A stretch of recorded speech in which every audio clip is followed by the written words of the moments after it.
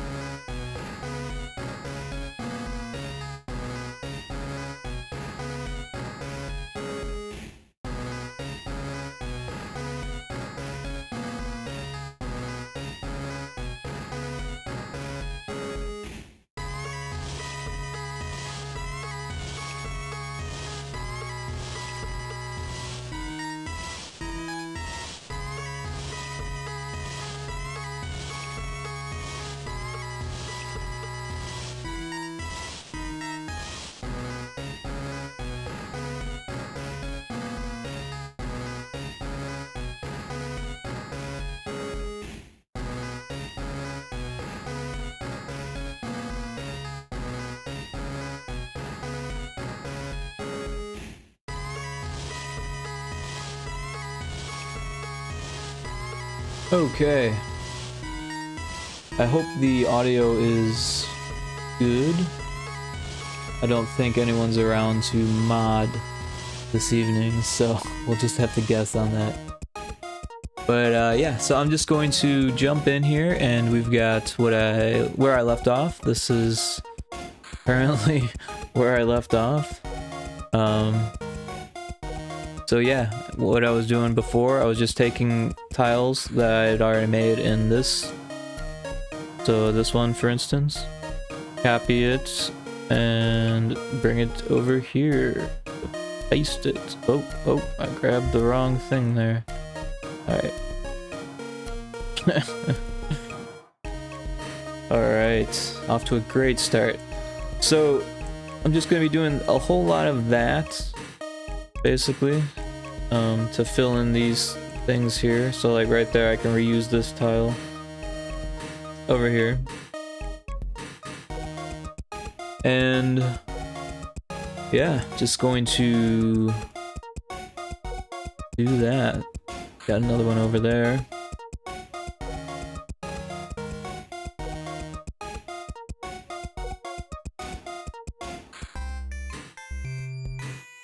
Got some corners that need cornering.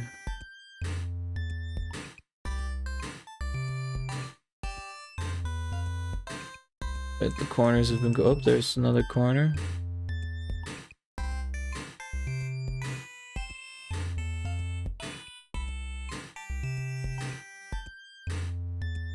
Yeah, so I'm not really sure on the backgrounds on these.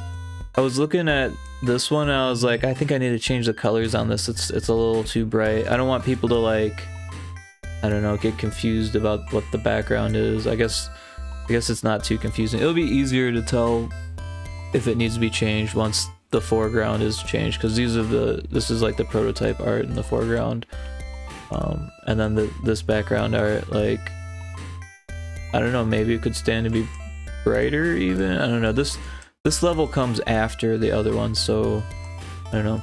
But also they're kind of similar in like background texture, so I could probably swap them if I wanted to. So that's something I was thinking about. But yeah, there's like a 2 tile pattern here, so you just copy and paste it, and then Control B to make a brush, and just kind of draw these edges.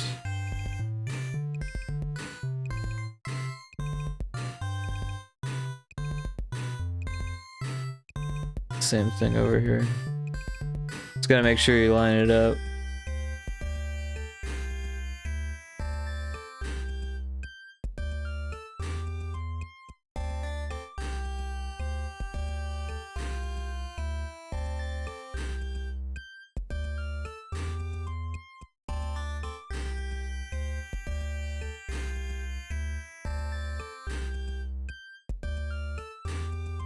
Yeah, like I mentioned on the last stream, I'm not someone who shoots for absolute quickness. Sometimes I get quick, sometimes I'm slower, sometimes I just relax.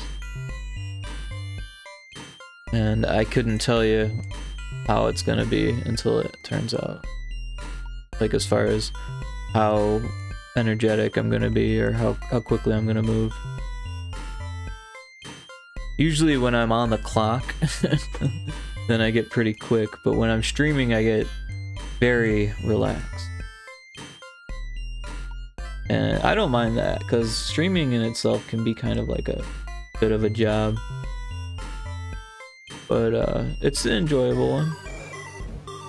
There's a little bit of like a retail like nature almost to it, I feel like. Not so bad as like you're trying to sell something, but like you want to be, you know, personable, I guess, right?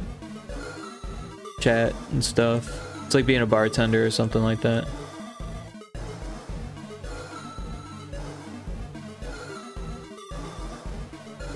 But yeah, sometimes with art streams, it can get pretty quiet also. Back when I first started, I was pretty bad about talking. Like, I knew that you were supposed to talk, so I would try, but I would end up, like, just getting really, really quiet and, like, running out of things to say. I did a lot of music stuff because of that, like, to help me get over it, because a lot of that you have to be quiet to hear it. And then you have something to talk about.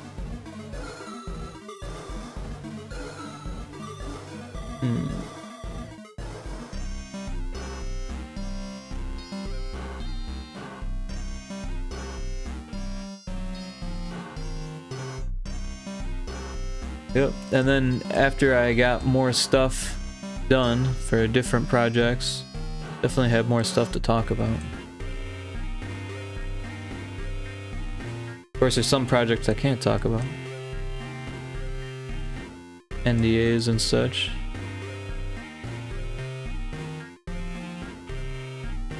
But I've done a lot of indie stuff.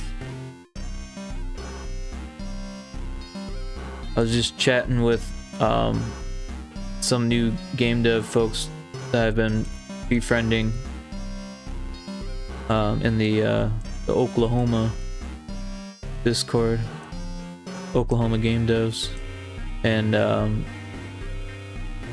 they seem really cool. But I was talking to one dude about this studio that I worked for back in like 2017, and well, I guess working for them, yeah, I did work for them, but I didn't get paid, so Working is a strong word, I guess, but I did do work. So it was a strange situation. I was kind of looking for work, but like not really. I was looking for work in real life, not on the computer. Like I had kind of given up on looking for game dev work at that point.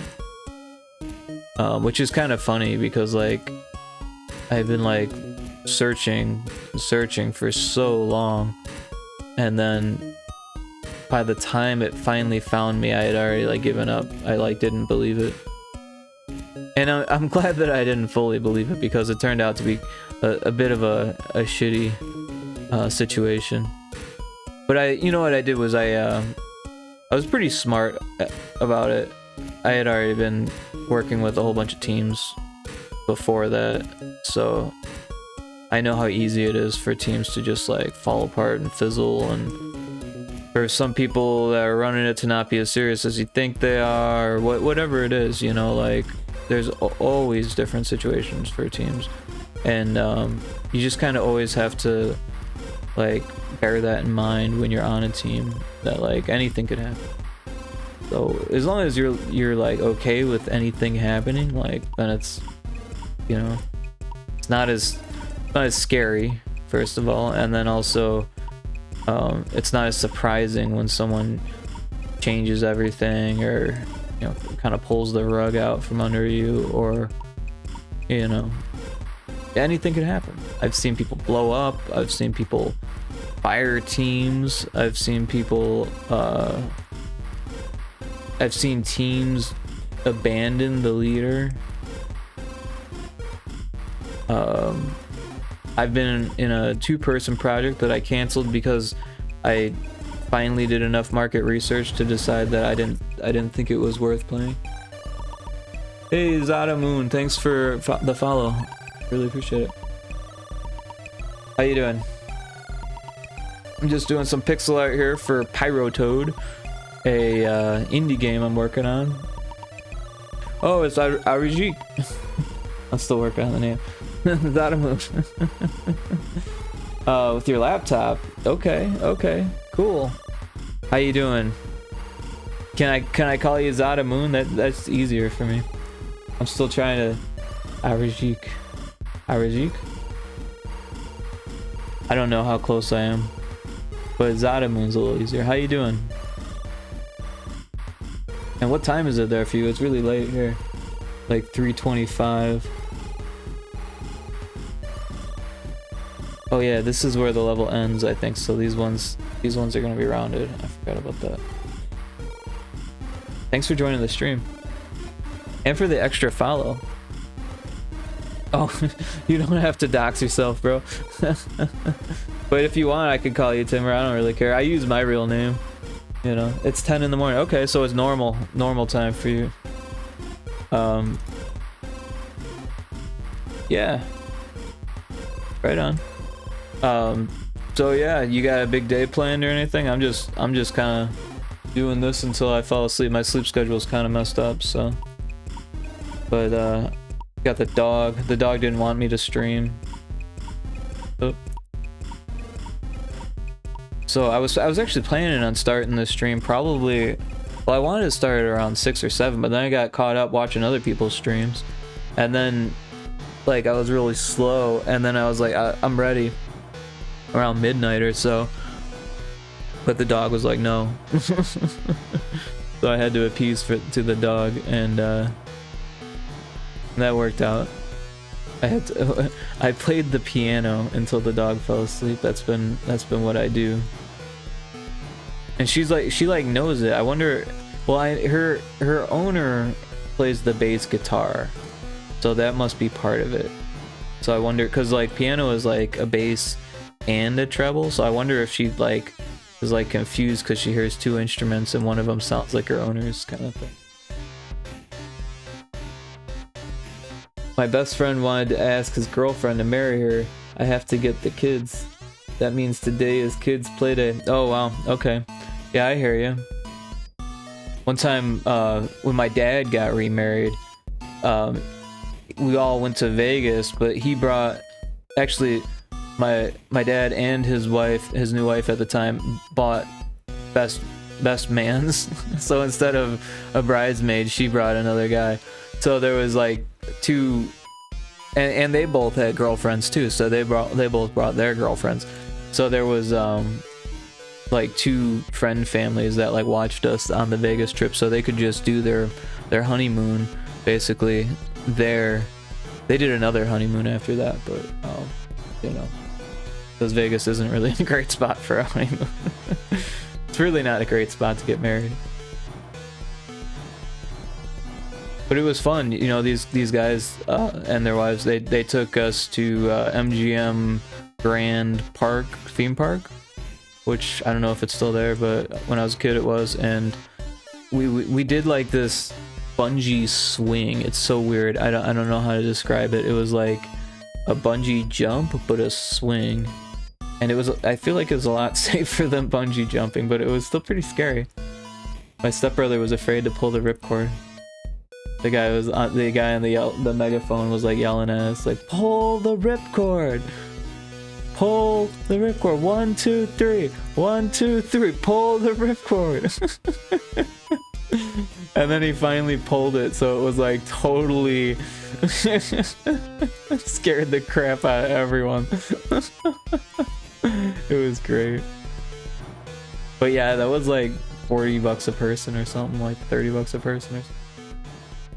By the way, yesterday I was in stream and your game on my wish list is not available anymore in my country.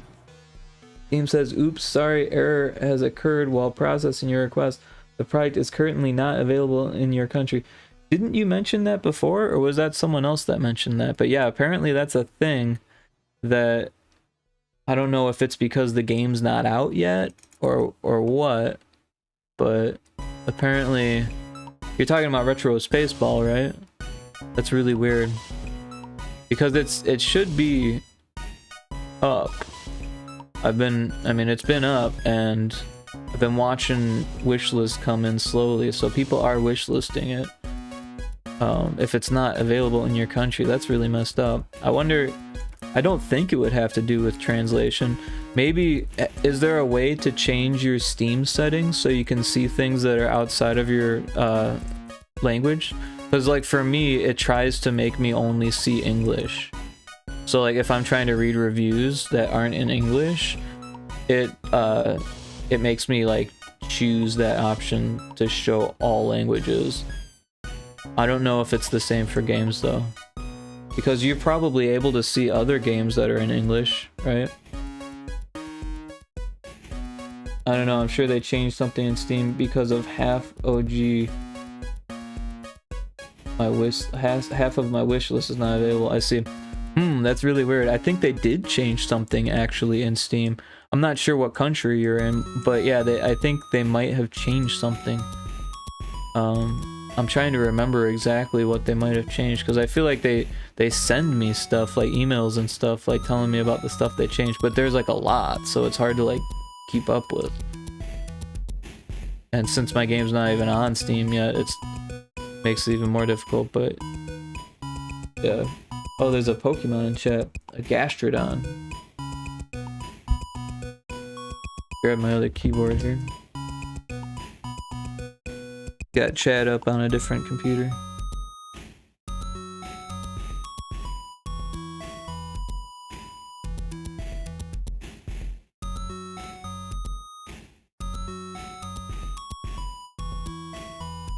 Okay, no problem. When it's live, I will ask you again. When I still can't download it, buy it. Well, you know what you can do is you can play it on itch, right? Because the game isn't actually on Steam, but the beta is on itch, and you can totally download and play it on itch, right?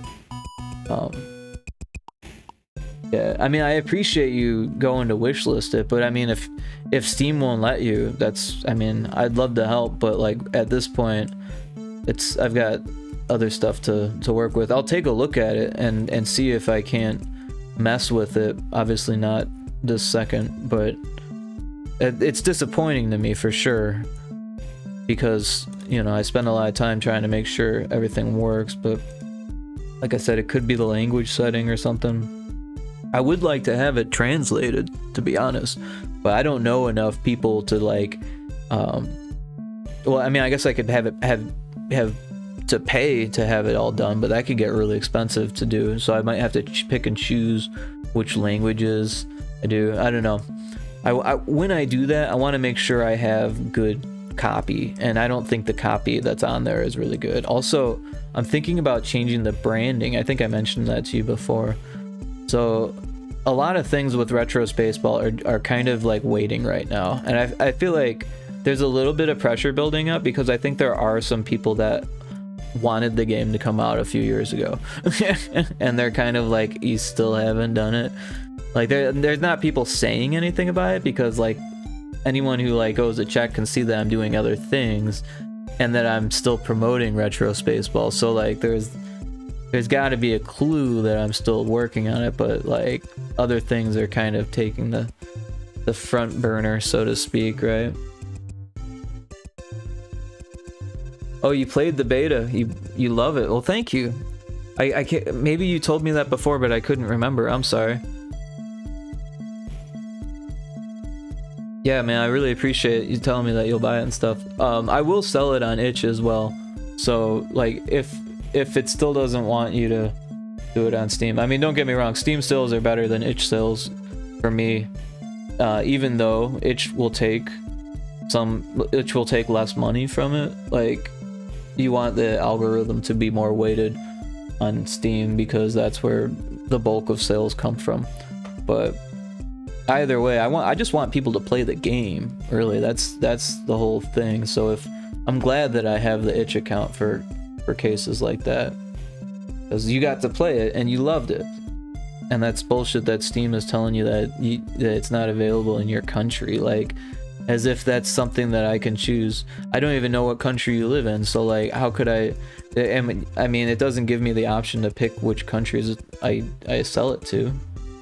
So either Steam is making that decision or your country's government is making that decision. So yeah, that's seems like it's out of my hands unless it's a language thing, in which case it would be to get the localization, which I would love to do. I just want to make sure that I get it done right and don't pay a whole bunch to have it redone. You know what I mean? With copy and all that stuff. Right, so that's going to be dark. I need to fill these in, but I don't have a fill yet. So I'm going to go grab the fill, which is this here. Oh, I hit the wrong button. Do that again. Copy. Oh, wrong button again. Where did I? There we go. Paste.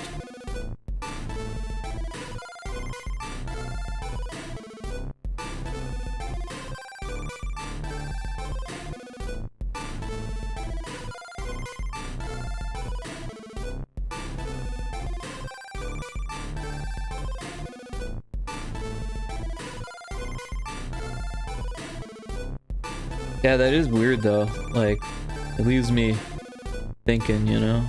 I'll have to pay closer attention. I want to ask you, do you have a donation option? I do on itch. Actually, that's probably the best place because a lot of places they have like a payout threshold, and sometimes it's hard to like completely. Oh, I'm doing it wrong here. Sometimes it's hard to completely break that payout threshold, but I'm well past any payout threshold on itch by now, which is great. I'm like super grateful for the amount of donations that I've gotten on itch, because I haven't asked really at all. Like, I do give the option, and on some games it says like pay anything you want, and that's the only way to do it. You find a game and say pay anything you want for it, and just put in the number you want to donate, and that all goes to the same place. But yeah, I haven't actually done a payout yet, but I'm sure I probably will now that I'm moving into a new place and we'll have new bills and stuff. And I'm gonna probably try to jumpstart my my freelance career a little bit more.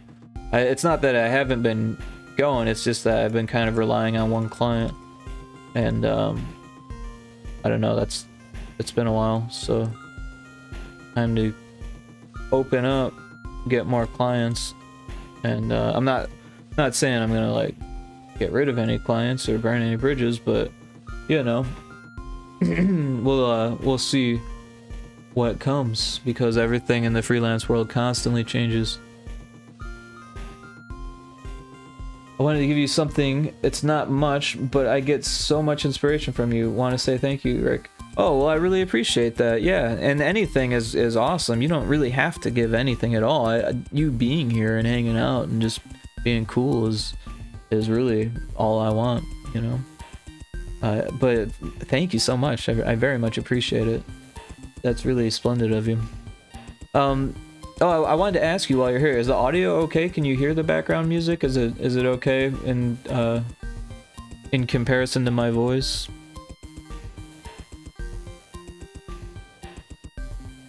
Oh.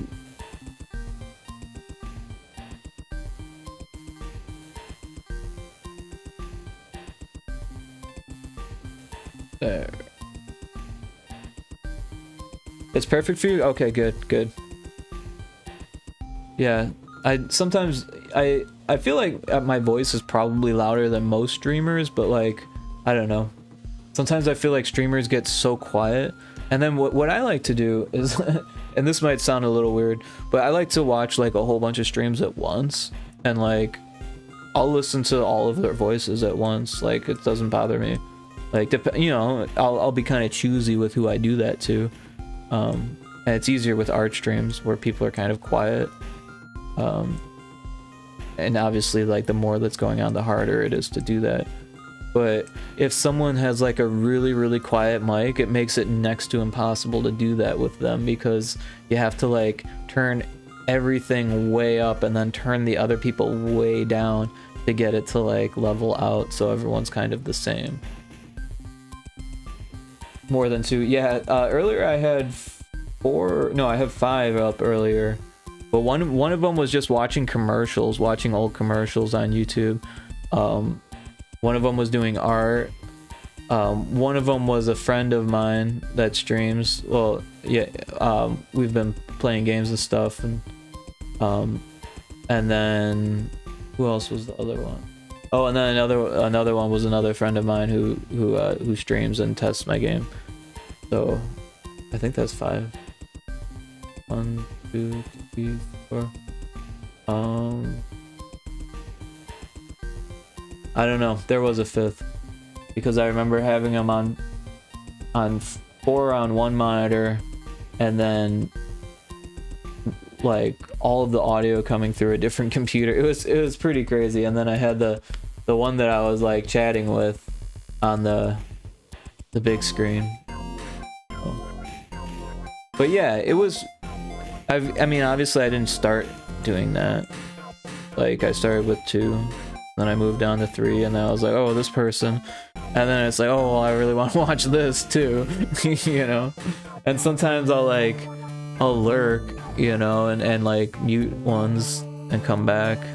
Like, I've actually got one right now that I'm watching, kind of, because I was watching her stream earlier, you know, and she streams really late, so. And she's rated me before, you know. She's a cool streamer. That's a Peanut Pump. She does pixel art. She's doing more and more pixel art now, so it's cool. That's interesting. Sometimes I also watch several things: a movie, a stream, paint on the side, and still eat, simply because I want to keep my head so busy. I don't have to think anymore. Cool. What was the name? Peanut Pump. It's PeanutPumch.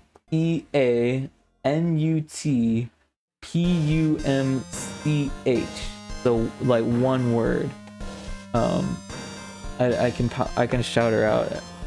Actually, oh, I'm on the wrong computer.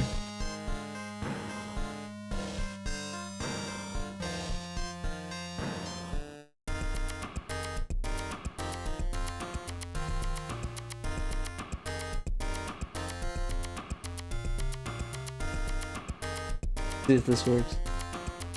There it is. Yeah. She's super cool. I've been hanging out in her stream for at least a few months now. She does what, Fridays and Saturdays for like, she does super long streams, like 9-hour streams, 10-hour streams. But yeah, no problem. Yeah, she's streaming right now. Like I said, I'm actually, I have her in the corner on one monitor, just like hanging out. I'm not really watching her, obviously, but glancing over, seeing what she's up to. She's actually kind of just starting Pixelart, from what I understand. So it's interesting to watch like progress like that. What happened here? What was I working on? I was working on this one. Where did the art go? Did I kill it all? I did. You ever just hit the wrong button and delete everything on the wrong screen? She's new. She's not new to art. Like, she's been arting her whole life, it sounds like. But as far as like doing pixel art, she's pretty new. And I think she hasn't been taking art seriously that long, but she's actually quite good. But she's doing all the right things. Like, she's researching, you know, like how to draw different things, basically what they would teach you at art school, which is actually pretty interesting. I've never actually witnessed anyone like seeking out the things that I was taught at art school, because it was easy for me at art school. They just kind of like shove it in your face at first, and then they're like, and then they just like dunk you in it, and then they just like it's like they're waterboarding you with it by the end of it. You know what I mean? Like you're like inundated with it by the end. So like it's hard for me to imagine someone like being like, oh, I need to go learn about this thing, which is actually just really cool, like, to think about, because I wish I had that type of gumption before college, but I didn't until after college, because outside of the fundamentals, there was so much that college couldn't teach me, especially about 3D modeling. Like, they could teach me all types of stuff about like form and shape and all these fundamentals, but when it came to actually, am I on the wrong layer? No. When it came to actually saying like, this is how you do 3D modeling, like, they were like, oh, well, here's the internet, and I printed out this thing that you can use if you want. Like, you know. And that was pretty much it. And all the teachers for the 3D stuff, not to like, you know, talk crap, because they were, you know, normal good people for the most part. One of them was kind of an asshole. Anyways, they were failed 3D animators, essentially. You know, not to be mean about it, but that's kind of how I viewed it then, and honestly, that's a little bit of how I view it now, because when you're breaking out of school and like trying to get into the industry, you know, you either get that job or you kind of fail, and after you fail, you do something else. And what you do is you either teach, or you go off in a completely different direction, or you just buckle down and keep doing what you failed at until you're no longer a failure. And like, I get it that like it's easier to go to school and to teach, but if you end your 3D modeling career that way, then that was the end of it. You know what I mean? So hopefully those teachers went back to the industry, but it seemed to me like they had already given up on that, and that was kind of sad. Oh, you got your Pokemon going. Nice. Yeah, the Pokemon game is kind of fun. Like, at first I was like, eh, but like after a while I was like, it totally gives you something to do, you know, like if you're just listening, or you know. And then there's like money to it, and you know, you buy the balls, and when you chat you get money from it. So like, I don't know, it's interesting. All these little Twitch games are getting cooler and cooler, I feel like. You only know the Discord bots. So yeah, you know, I used to do or play more with Discord bots in servers and stuff, but I kind of got away from that. Like, I don't know, a lot of what I do in Discord is either like DMs, like chatting with people, or like I'm in a few social servers, or like Twitch streamer servers and stuff like that. But a lot of it's like work related stuff, either looking for work or posting my work, or actual servers that I get work from, like, or companies that I work for, stuff like that. But all right, I need the spikes too. But yeah, like I like Discord, so I kind of want to get into that. I've actually kind of always wanted to get into that, but it's just like, I don't know, coding isn't like easy for me. It's actually quite difficult. So like coding a bot or something like that, I don't think I have enough motivation. I get distracted with stuff like that. When it comes to coding games, I'm like, I don't know, that is the distraction, you know? Does that make sense, right? Like, I don't know, I feel like when I'm trying to code anything but games, I just struggle. Because I struggle with games too. But when I'm struggling with games, it's like a good struggle. It's like enjoyable. It's like, it's one of those things. It's like, it's almost, it's like you enjoy the challenge, right? It's like a game in itself.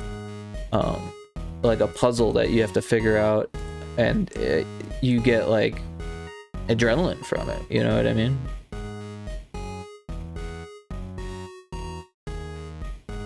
RPG bot is cool.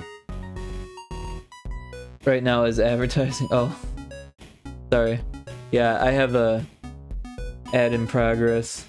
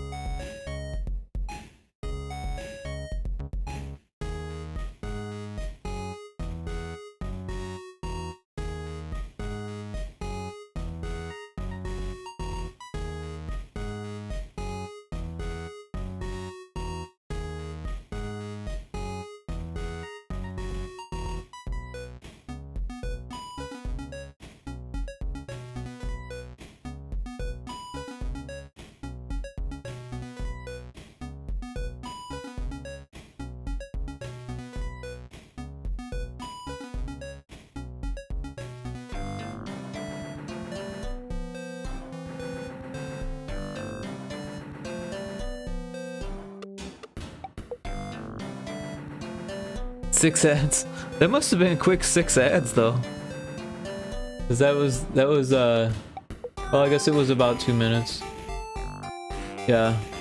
Sorry about that. Usually I have a warning, but I just didn't look for it. I think I'm gonna do like an audio cue for like the warning, because there's like it tells you like 10 seconds before there's an ad.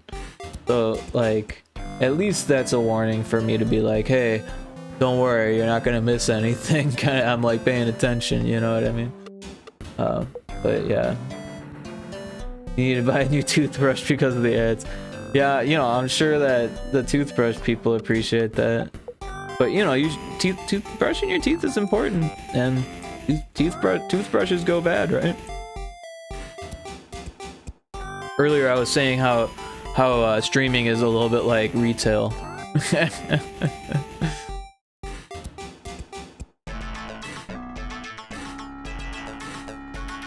I think that's the right, yeah, okay.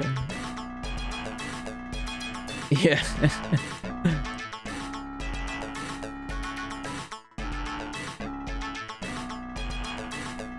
No, I really didn't like working in retail, to be honest. I did Spencer Gifts at the mall. It's like this novelty shop where they sell like sex toys as well as like just like anything. They got like fake puke, blacklight posters, you know, lava lamps and like shit like that. Like, but also like band shirts, like crazy amount of band shirts, or like TV series stuff, like HBO series and stuff like that, or probably Netflix stuff. There was like a whole bunch of Adventure Time stuff there. So some of it was pretty cool, but it was all like very niche, like fandom stuff, or just like, I don't know, sexual humor, or like there was a whole like area for like bachelor and bachelorette party stuff, because like that's where you shop for that stuff apparently. But it was a weird job. Mostly it was to like make sure people didn't steal the dildos, which is kind of messed up, but like that was the job, because they were like $40, $50, $60, you know, like some of them were like really cheap or really expensive, so like people would like go in there and think like, oh, I'm gonna steal me one of these, and you could if you were like really good at it, but we were all like watching that area and it was like right front center, so we always had an eye on it, and if someone walked over there, it was our job to go ask them if we could help them, so that's what we did. And if someone's standing there, it makes it hard for them to steal it. But then what other people do is they just go around and wait for you to be paying more attention to that, and then they go and steal something else. It was like all the time. I think this level's good. I keep looking at it like did I miss something? Did I miss something? I think this level's good. But yeah, it was like whenever I was doing it, I didn't catch anyone. I was so bad at catching people. But every single time that I came in, pretty much every single day that I was working there, it wasn't very long, this woman who was a manager, she was actually younger than me, and I mean I was maybe 29, I think, at the time. But she was probably 26 or 27 maybe, and I don't really know, but she was younger than me, and she was really, really good at her job because she always had people getting arrested for shoplifting, like every single day. Oh, that's weird that that's there, but I guess that's supposed to be there. Yeah.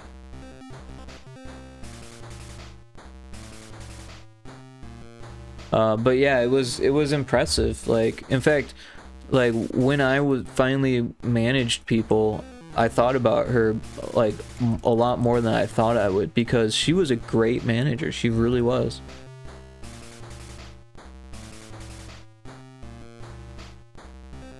And sometimes, and I've had this issue before, like as I started to get older, like working for younger people can be a total drag, because younger people, like being managed by younger people, they can be weird about the fact that you're older than them, and that makes it not nearly as good of a job. But she was like really professional about it, and she treated everyone with the same respect. It was well, I guess it's what you would hope for, but it's not what I've seen. As far as managers go, managers, they just kind of get away with shit usually. Usually it's the owner's friend or something. And I worked at this one picture framing shop where the manager for me was just like a total, like, I don't know, I wouldn't say he was a total jerk, but he was not a good manager, right? He was okay sometimes as like a person, but when it came to management, he was not good at managing. Well, he had like anxiety issues too, and like I feel that, like it sucks to have anxiety issues, especially when you're at work, but when you're like managing people and like that happens, he would get beat red and then just vanish to his office and then he'd come back and say something and get beat right again, and yeah, it would just be like, whoa, dude, like. And it wasn't like me that was doing that, it was like other things, and I was like the fireman, you know, putting out the fires. And he would rely on me for all these things, but like things that were like outside of my pay grade, you know, that I could do. I was basically the IT person for the framing studio. Anytime the printer had an issue or he couldn't figure out something on the computer, I was the first person he went to. I was training people. Even though he was the manager, I was training people. There was an assistant manager too, but no one else knew how to work the laser but me, so I was the laser guy. And then like I kept telling him like, hey, there's only one person that knows how to use the laser. That's kind of an issue. Like, what if I want to like take a day off? Eventually I got fired for trying to take a day off, because I was like, I have all of this PTO, how much can I use?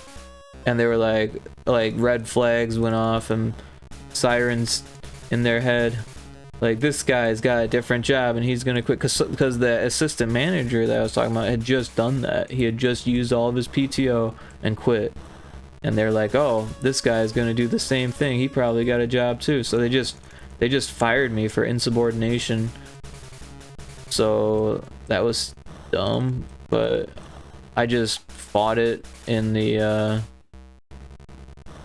with unemployment. So I got unemployment for it because it was wrongful for them to say that was insubordination, because I guess normally you wouldn't get any severance or anything like that for something like that, but I think that's ridiculous.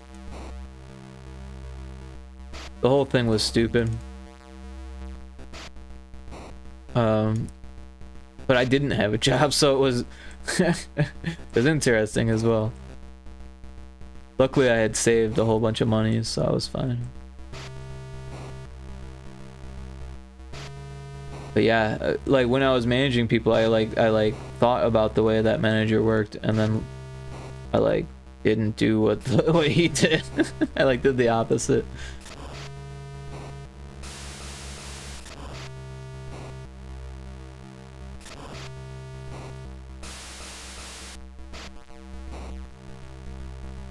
Rick, I have to go to sports. I'll be back in an hour. If you're still streaming, wish you good luck and see you later. Thank you so much for hanging out, man. I really appreciate it. Yeah, drop in anytime. Thank you again, and enjoy your day. I may or may not be here, but yeah, have a good one.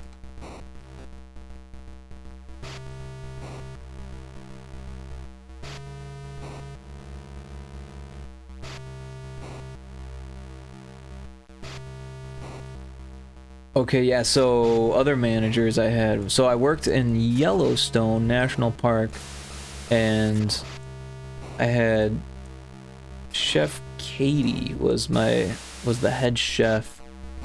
And yeah, because I was in the dish pit. Need some corner pieces. I was in the dish pit, so yeah, it's kind of a long story actually. So the way it worked out, I had some friends that were going, that had gone the year before, and one of them, he was convincing me, he was telling me that he had a job lined up for me, and that he needed to hire someone under him, and that he got to choose who it was, and that it would definitely be me, and that I should definitely find a job there and then just switch jobs to his job once I get there. Well, the day that I got there, he had found someone else who didn't have a job, befriended him, and then offered him the job that he was going to give to me in front of me, because I had just gotten there. It was crazy. So the first day, I'm like, I haven't even unpacked yet, and I find out that I'm going to start in the dish pit and work my way up, not doing the easy job that he was going to give me, I was pretty pissed. But there was nothing I could do. These were going to be my friends for the whole duration of the stay. So I just dealt with it, right? So I had like these terrible shifts. It was crazy. I was walking home. I would be like the last person out of there because this was Old Faithful. I don't know if you know about anything about state parks, but Old Faithful is the most frequented state park in the US as far as I know. It's part of Yellowstone National Park. It's the biggest national park in the country.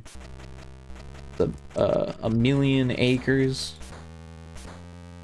Is a lot of land.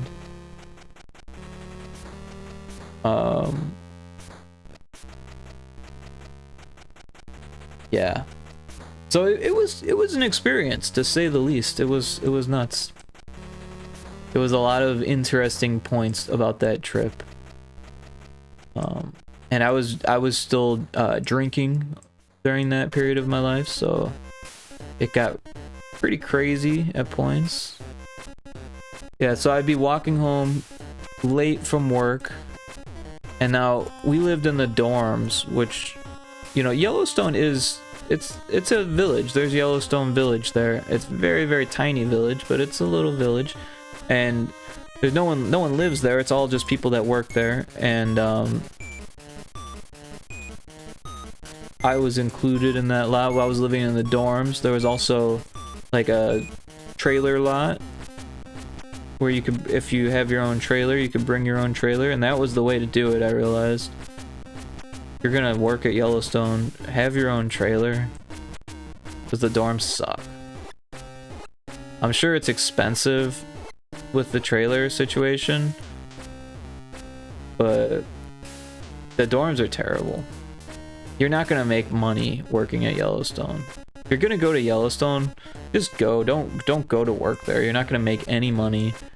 It's so little pay, and they work you so hard, and the conditions are bad.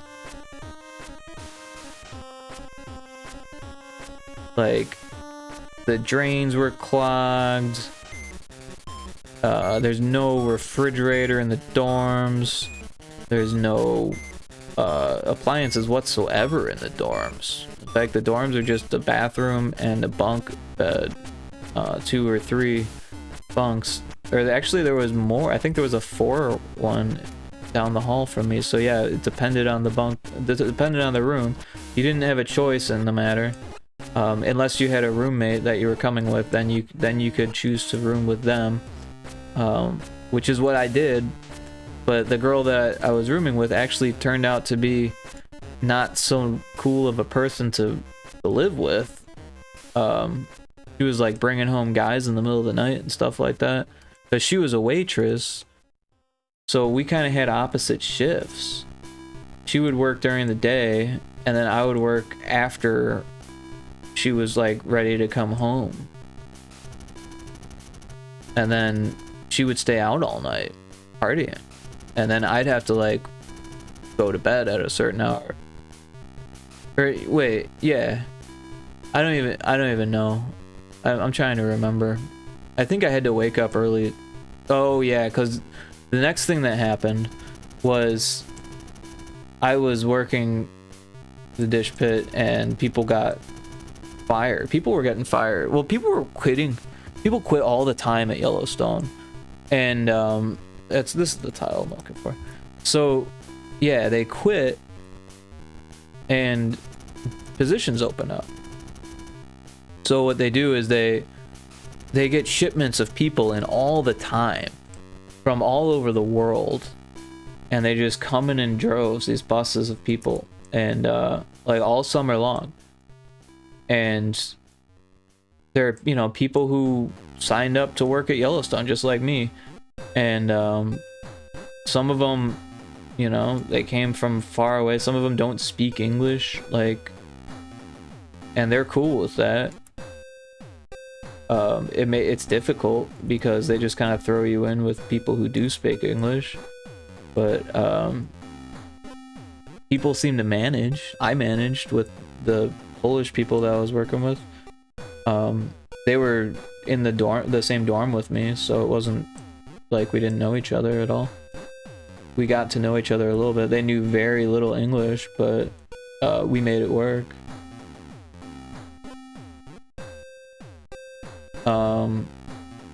But yeah, so I became a pantry prep is what happened. They were like, hey, you don't like doing the dishes, do you? I was like, no. They're like, we got you. We'll put you on pantry. I was like, alright, cool. And yeah, the other dude, because it was me and this other dude that were in the dish pit. And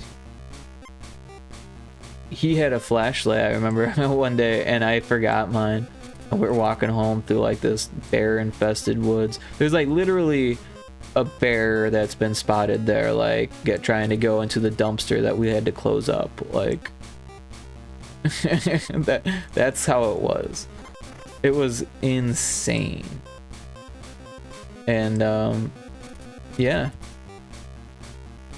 Yeah, I was like, I kind of like sped, or no, he was coming from behind me. I had like left earlier than him, and I kind of waited for him, like slowed down and waited for him. I was like, hey man, you got your flashlight, that's pretty smart.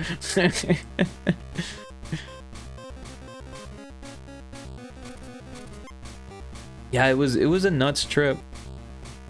Pantry was better, but it was also worse in a lot of ways because I had to wake up super early now, and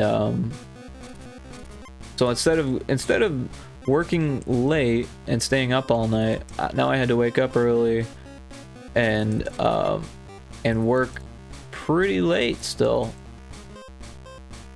Sometimes it was like 4 or 5 by the time that I was getting off work, and I had gotten up at like 5. And there, you know, there was a lunch break and stuff, but it was 50-hour weeks was the norm, and I ended up with 51 every week because they would realize that you're working overtime. Why are you working overtime? Go home. Because they wouldn't have enough workers to help me, but they had this list of things that I needed to do. Like I wasn't alone, but at one point it was just me and one other person because everyone else had quit, and they didn't lighten the list at all. The list just kept getting longer for us. I remember the worst thing was the melons, because they got, oh, that's the wrong thing. Oh, this goes here.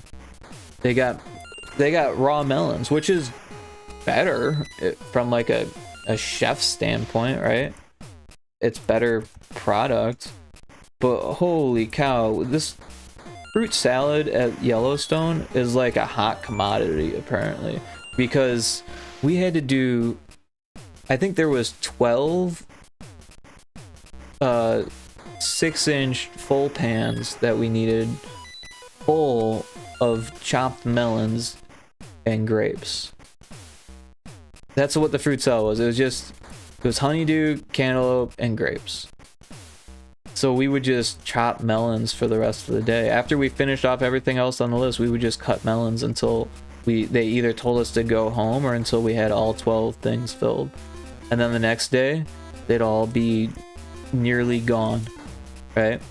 But what would happen is, you know, if I worked the day before, then we'd be kind of okay because we did the whole list. Well, the people that worked on the weekends wouldn't do the whole list, and they would just leave it with only like half of the fruit salad left, and then we'd have to go in and do the other half.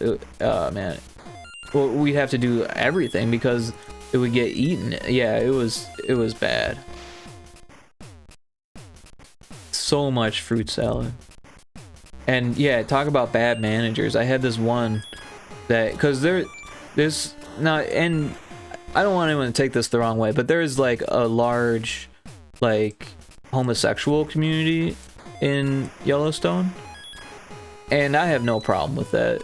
I met a lot of really cool people there, and everyone was really cool for the most part. But there was this one manager I had, and honestly, I don't know that he was gay, but he made it pretty clear that he was, and he did it in a way to like try to make like people uncomfortable if they were like uncomfortable around gay people, kind of thing. Like he would like look for that kind of thing, and he was like trying to get that out of me, I think is what was happening. And it was really rough because I was cutting melons like all day long, and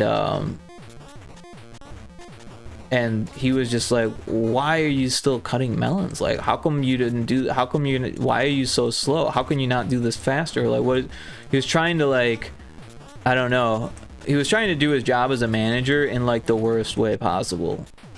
And while he was standing there, I'm like just sweating and like, you know, cutting, and this food that they made us eat was really not great, and everyone had issues with gas.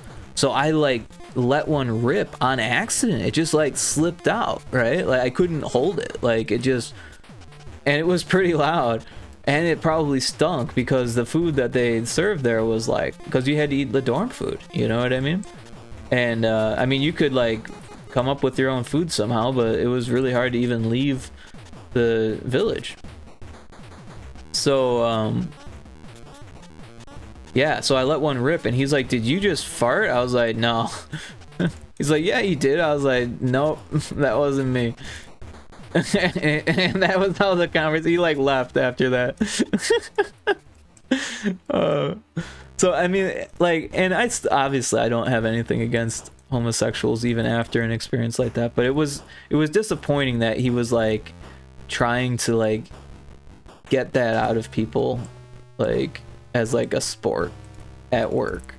And you could see that he was like upset that it didn't work on me, kind of thing. And it was like, you don't want that vibe from your boss, you know what I mean?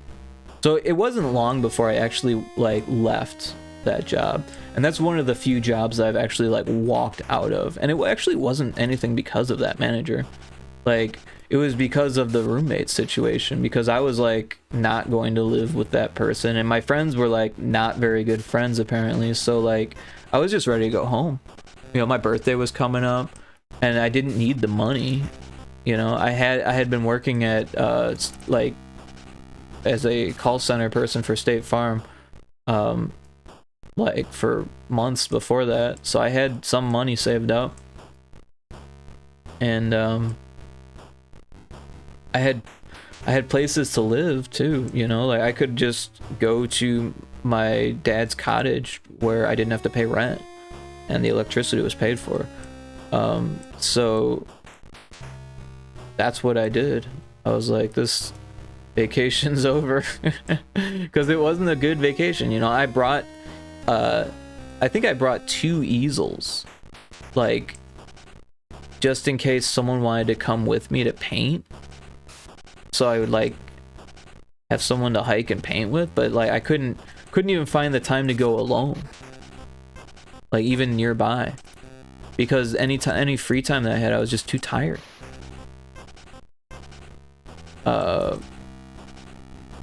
I did do some hiking, but no paints were done. You know, I did actually get to meet the painter that they hire there at Yellowstone. It's one of the more sought after jobs.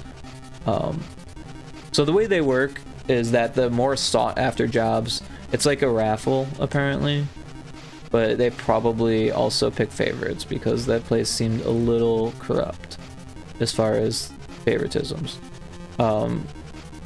And yeah, that type of, it just, you know, favoritism, like an in-club type thing.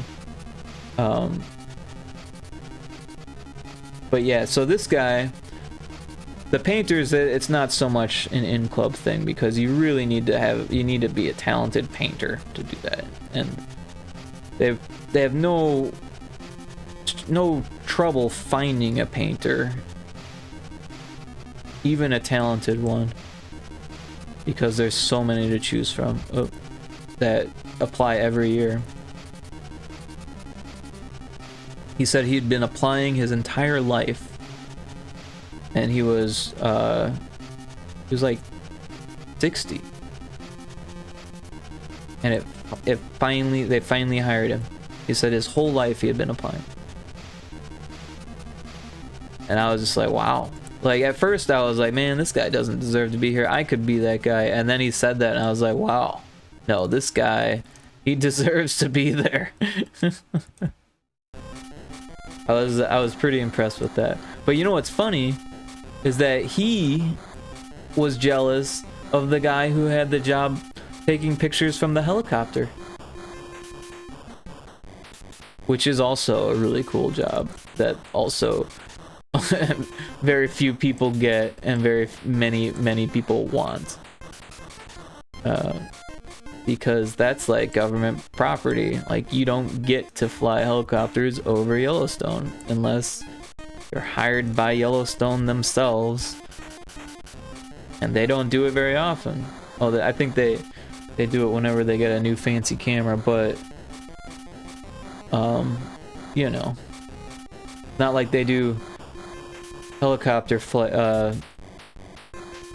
tours, because that would pollute the space.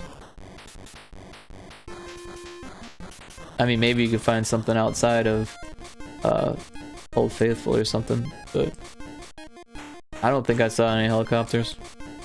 Could be wrong.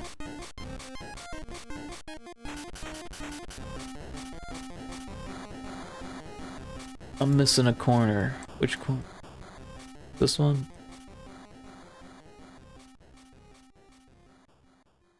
That's the wrong level.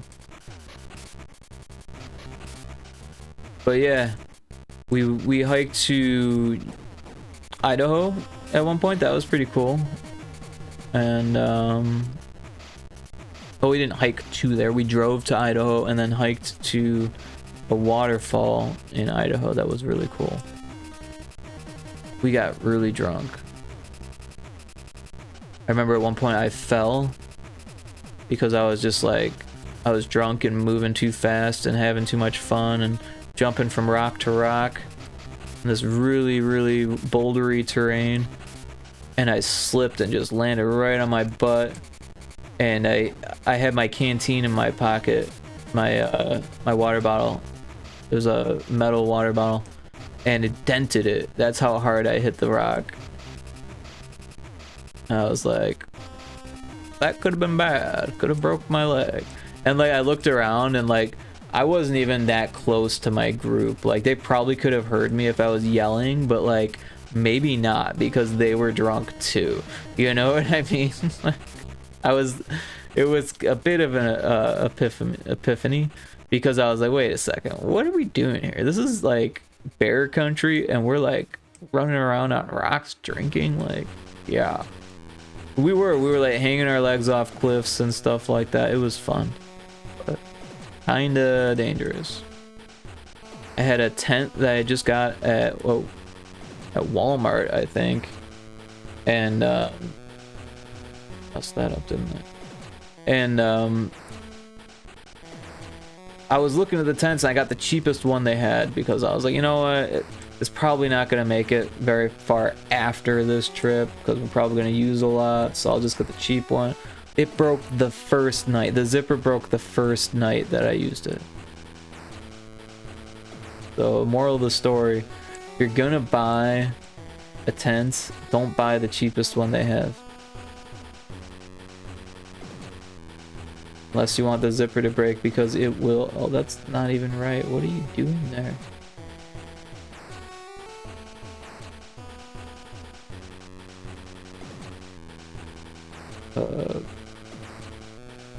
Yup.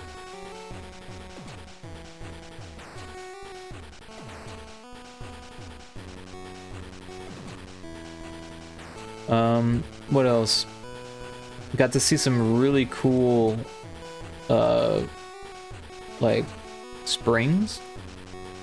That was that's kind of what you do in Yellowstone, or at least in, yeah, most of Yellowstone. You look at springs. There's a lot of cool springs there. Yeah, because Yellowstone Village is like not too far from Pallet Springs, which is really cool, and like right on the road, like right on a major road, so you can literally drive by this really cool springs. And they call it Pallet Springs because they're like, it's almost like a painter's palette, but they're also like palleted like steps, almost like a pallet at a warehouse almost. So I don't know exactly where the name comes from, but you totally get the vibe when you see it, because it's almost like Houses of the Holy or something like that, where there's these like pillars, but they're really, really short and they're super white and steamy and wet because there's like a little bit of water flowing down them that's forming them. We saw Grand Prismatic. That was my favorite. That's the one, if you had the helicopter, you want to fly over Grand Prismatic, because it's like, holy cow. Such a cool spring. It is prismatic for sure, and it is huge. So there is this trail. They call it the Grand Prismatic Overlook Trail, and it's like not really a trail, but it's the only way to get to the overlook, which is like a natural occurrence basically, right? Because it's just the next biggest, it's like the closest hill that you can get to see the whole, because when you're right next to Grand Prismatic, it looks like a lake, but when you're above it, it's got these like, it's like a tie-dye streak thing, like there's streaking turquoise and oranges, and it's like super sapphire blue in the middle, and it's just like, holy cow, how does it get so pretty? But you can't really see it when you're like standing in it. So what we did was we hiked to this hill, and we brought a joint, which you're not supposed to have, so don't do that. That's very illegal in Yellowstone. But someone had brought it, and we were like, oh, you can't have that shit here, like you gotta get rid of it. So we got rid of it. Because if you get caught with that, that's like a big deal. You can do time. They can hold you indefinitely for smoking cannabis in Yellowstone. Anyways, we smoked the doobie on top of this hill, right? But climbing up the hill was really hard because there's these dead trees everywhere, and they're like logs, right? Like most of their branches have been broken off, but they're kind of like stacked in this weird way where like they've kind of rolled until they hit something and stopped, right? And because this is a very steep hill and is like very loose dirt, that's why it's not really a trail, because it's more of like water runoff, like a runoff trail, and people use that to get to the overlook, and that's what we were doing. And it was cool, don't get me wrong, it was worth it. It was dangerous and it was difficult. It was definitely not something an old person should do. And I bring that up because only a week after we had done it, an old person died on that trail because they got crushed by a log that rolled down on them. So, yeah. Yellowstone is super dangerous. People don't realize how dangerous it is. But, a log could kill you in Yellowstone. And it's crazy, you know? I mean, people really don't. Oh, I might change this. I don't know, because it's like different. Yeah, I wasn't paying attention to that. I was just following the base art, but I think it might look better if we change this to match this.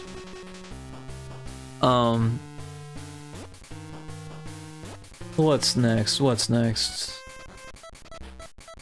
So yeah, that person died.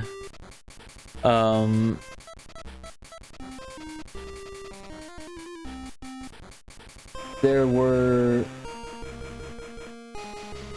I did laughter. Something off. I think I'm just...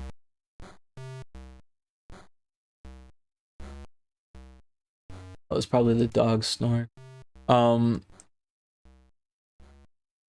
Yeah. There were mice at the restaurant that we worked at. That was crazy. Like, they had a real issue there. There's like mouse holes in the kitchen, or from the living room to the kitchen, to the, I mean the dining room to the kitchen. Yeah, they had been sued by people getting sick so many times that like they had some like real like I've worked at restaurants before and everyone takes it seriously, don't get me wrong. I mean, some people more serious than others, but I had never come across anyone who took it that seriously. Like, don't get me wrong, I always wash my hands when I work with food, like religiously. And same with the gloves, you know, like if we're told to wear gloves, I wear gloves, you know. Some places they don't make you wear gloves, and that's okay. Like, if you have clean hands, you don't need gloves. But these people, they were hardcore about the gloves. But you see, sometimes gloves can create issues for people, because if you have like very unskilled workers, they won't know what to do with the gloves, believe it or not. And this was part of the training, because they had so many issues, they had to train you on the gloves, and it was like, don't wear more than one pair of gloves at the same time. and they went so far to explain why some people might think that's a good idea. And then apparently they thought you could have like, you know, you could quickly change your gloves that way. Like, oh, I'll just pull this pair off and have a fresh pair. But apparently they're not made to do that. So they split and break, and then you have a pair of gloves that's broken. And you have food cross-contamination. And then you have foodborne illness. Then you have suing customers. Yeah. So, what else? The kitchen was the biggest kitchen I'd ever been in or seen, even on TV. It was so huge. And when I was like a pantry prep, I had like my own little area. Like, seriously, that's how big it was. Like, I had to make like hundreds of sandwiches at a time, right? So what I would do is I would set out the like 60 pieces of bread across this huge countertop, and then I would go through and put 60 portions of fake meat and then 60 portions of eggplant or whatever it was, squash and zucchini, that's what it was, mushroom, squash, zucchini sandwich. You know, I would just make them, like, I'd have to make the ingredients for them first, but I would just pull out everything on the counter and make them all, and then put them away, and then make them all and put them away. And that's how they wanted us to do it. It was fast and quick, and that's how you did it. I'll just finish it for now, and then I'll change it later. Not wasting much time. They had these, what they call Cleveland steamers, which I thought was hilarious, because there's like a joke about that or something. And there were these massive spaghetti machines. Basically, they made spaghetti. They're so big that you get the spaghetti out from the bottom, and then there's these drains in the floor, and you put your strainer below this nozzle that drains into the floor. And they had 4 of them. They were massive. I actually saw one used on the set of some prison show. I don't remember what it was, because it's not something I normally watched. And I don't think I got far in it, whatever it was. And but I recognized, I was like, that's one of those Cleveland steamers.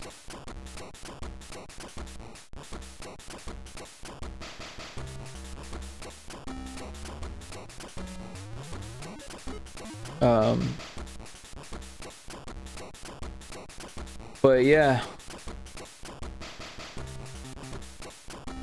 Oh yeah, the buffalo, the bison. So when we first got there, I had never, I mean, I've had to watch orientation videos before, but I'd never had an orientation like this. This took the cake. It was crazy.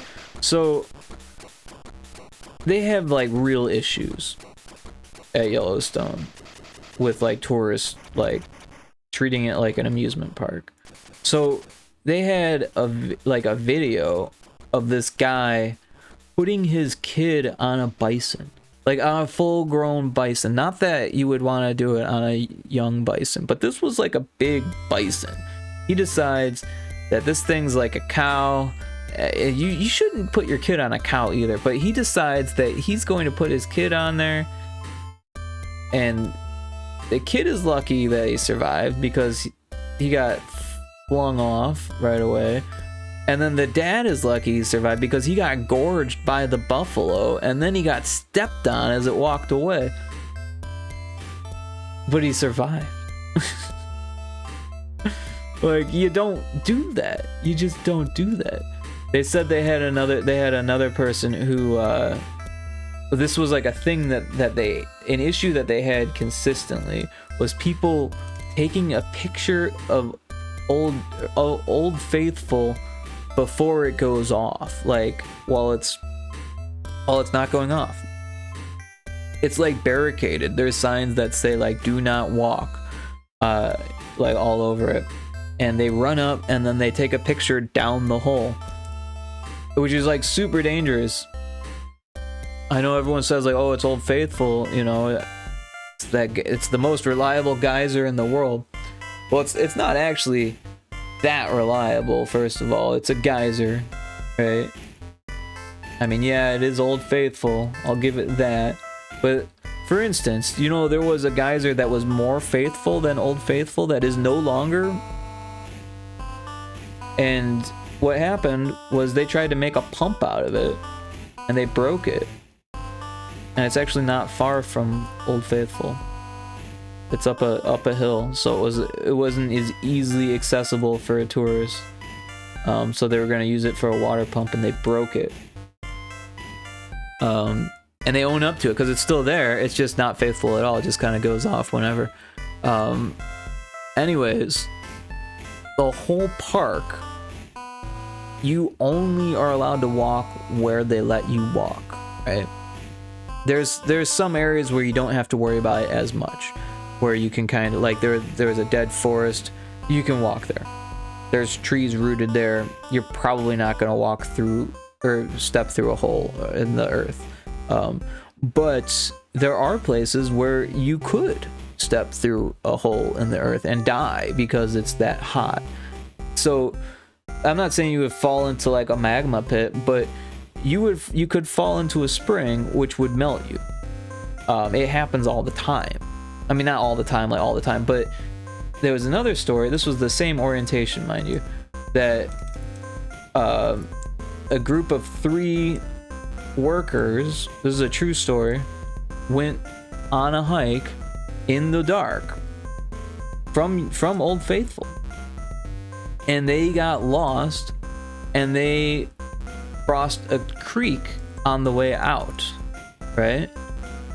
Well, on the way back, they saw a creek, so they went to cross it, and 2 of them died right there, and the 3rd one had to live the rest of her life completely crippled from being melted by the thermal stream,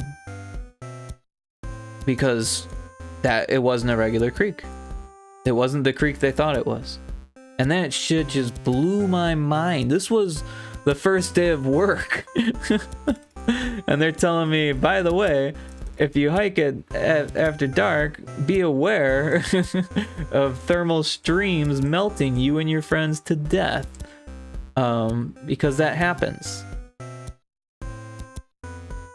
So, but you know, I was kind of aware before I went out there. It wasn't like total mind blower.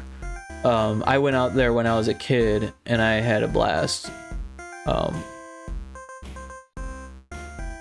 looking for a tile. Which one is it? This one. Do I not have that one? It's missing there too. Guess I gotta go get it. This one. Yeah. Yeah, when I went as a kid, I was with my family and we went backcountry camping in Yellowstone. I'm not sure what part of the park we were in, but we did stop at Old Faithful. I think we saw the whole park. We were there for over a week, I think, or maybe just a week. We were there for a while, but we took some long trips too. So yeah, we had to hang our food, and it was like, it had to be like a football field away from our tent or something like that, 100 yards away, or maybe it was more. Maybe it was like 200 yards, 300 yards. I don't know. They had a specific spot, so that way there was no confusion. They said this is, they put a big stick up, a big log up between two trees. They nail a log between two trees, or maybe it was 2x4s. I think it was 2x4s, so it was easier to find.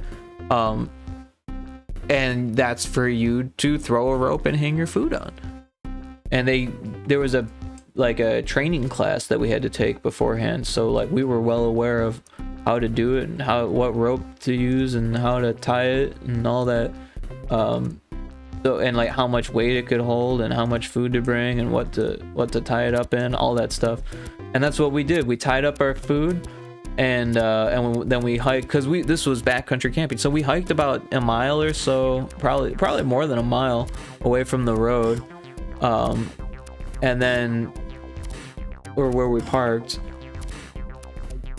and we just kind of hiked off and found our location. Yeah, it was at least 2 or 3 miles now that I think about it. I remember feeling tired by the time we found it, but I was a kid. I was pretty young.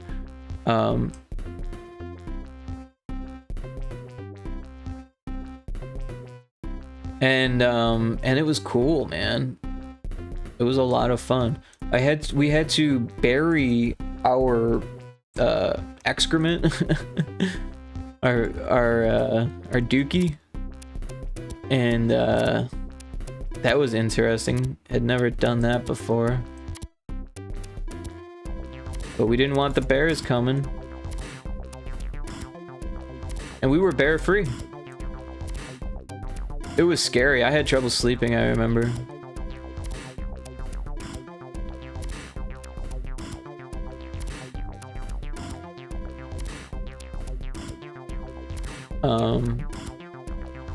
But yeah, that bear class kind of made me realize how dangerous the park was. They seriously were like, if you have a gun, you can use it, but if it's a grizzly, it's probably just going to upset it.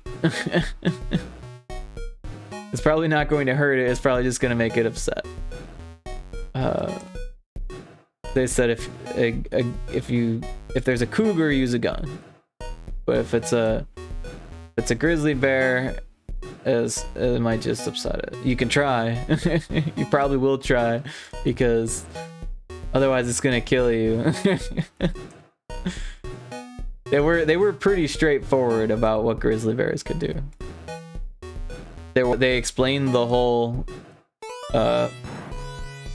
pretend like you're dead thing, play dead. And they're like, yeah, you could try that and you might survive. People have survived, but usually they're amputees and paralyzed and not doing so good afterwards. They might leave you alone after they actually believe that you're dead.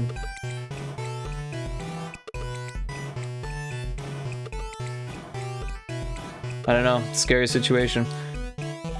That trip we didn't see many bears. I think we saw brown bears, black bears, and then one grizzly off in the distance, as far as I remember. And we saw a lot of other things: elk, moose. We saw pronghorn.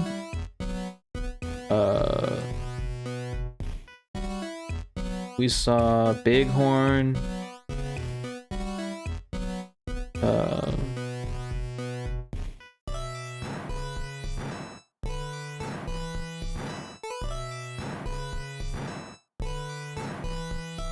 What else do we see? I don't think we saw any mountain lions.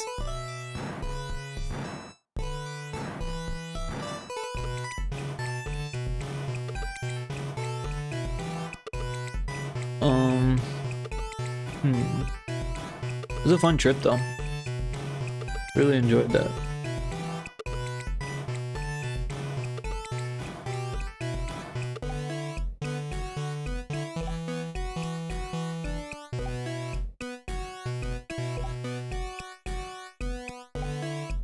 Yeah, we saw a lot of national parks when I was a kid. That was a pretty cool part of my life.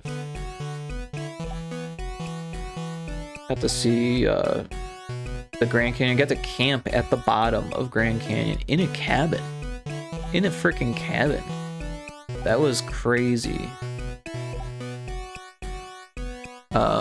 It was weird. There was like a donkey path that was closed because of weather, and the people who had reservations were relying on the donkey rides to get down there. But the only donkeys that were going down there were bringing supplies, because the path that they normally took was washed out. There was like a rock slide or something, and we randomly called, just saying like, hey, this might sound crazy, but is there a chance that you have anything open? And they're like, actually we do. And we were like, what? And then we booked our trip around the reservation. Hiked down there. It took me 3 hours to run down the Grand Canyon. I was, what, 14 or something like that? 13 or 14. So I was an energetic little kid.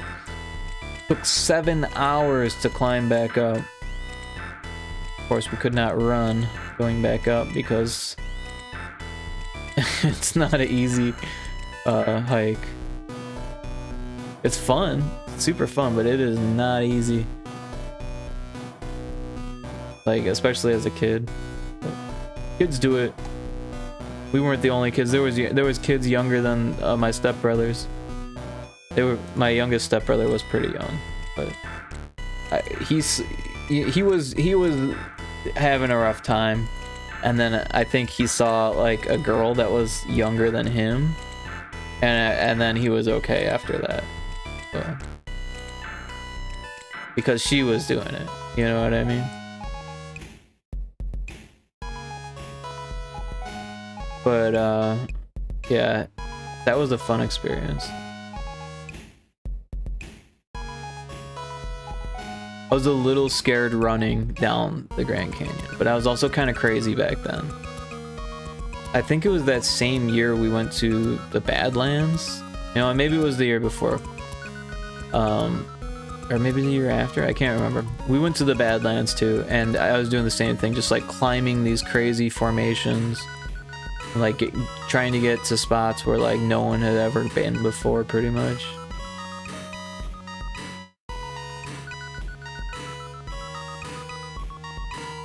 We saw the sequoias and the redwoods. We saw the Tetons. Saw Glacier.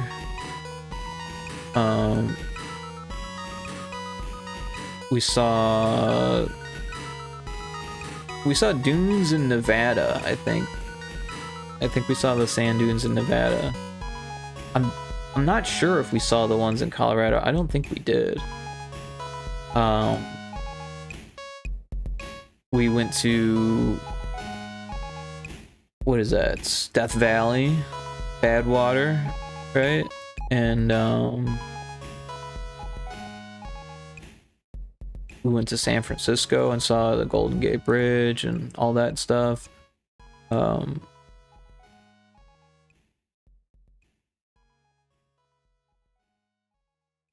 We went up northern California and went out to the ocean there. It was funny. It was like, I was like, Dad, can we go swimming? He's like, if you want to. I was like, yeah, I want to. Went out there into the ice cold Pacific water. I was like, holy cow, this is not like the Atlantic. And although honestly I'd never been northeast, so probably cold up there too. But yeah, I was surprised how cold the water was.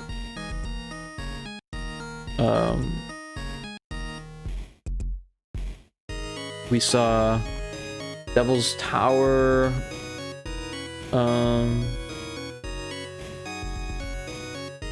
I didn't see Mount Rushmore then. What my stepbrothers did, they took a trip that I didn't go to because I went to Florida, I think, instead. But I eventually saw Mount Rushmore. Mount Rushmore's pretty lame. It's really kind of despicable. They've kind of ruined that mountain to make this little area where there's like faces on it, and the faces look pretty cool, don't get me wrong. Like, they did a good job blasting the faces from the rock. It's not so much about that, it's just that it doesn't look nearly as majestic as they make it look on all the stuff. Hey Jonny Manjiro, thanks for checking in. How you doing?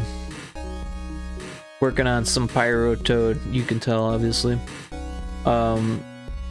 Yep, just kind of finishing up here. I'm not sure what I'm gonna do with the backgrounds yet. I was these are kind of tentative backgrounds. Just finished my work week. Oh, nice, nice. Cool. Yeah, I honestly don't know anything about what you do for work. I mean, obviously you don't have to share if you don't feel comfortable. But yeah, I don't know if you're like a programmer or if you're I don't know. I could just keep guessing. That wouldn't make sense though. But yeah, so I was looking at this, and this looks a little light for a background now. So I'm thinking I might do something different with that. And also, like, this level comes before this level, so maybe I was thinking about swapping the backgrounds because this level looks a little more menacing. But I don't know. It'll be easier to tell once I get the background stuff in, I figure. I was doing localization for a game company before, but teaching ESL at the moment. I'm not sure what ESL is. But that's really cool. You did localization for a game company. I was actually just talking to someone else about localization earlier on the stream. Apparently my retro Spaceball game isn't, you can't open it in certain countries. Like, you can't get to the Steam page in certain countries, and I wasn't sure if it was a localization thing or if it was just a country thing or what's going on there. Kind of disappointing.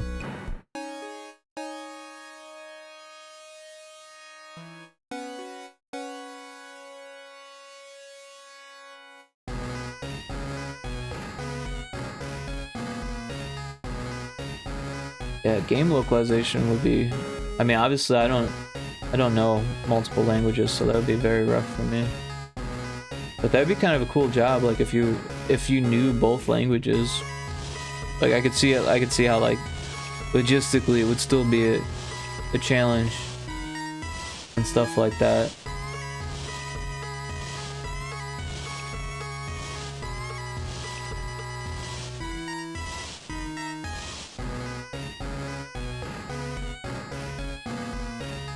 I've actually never put localization into a game fully.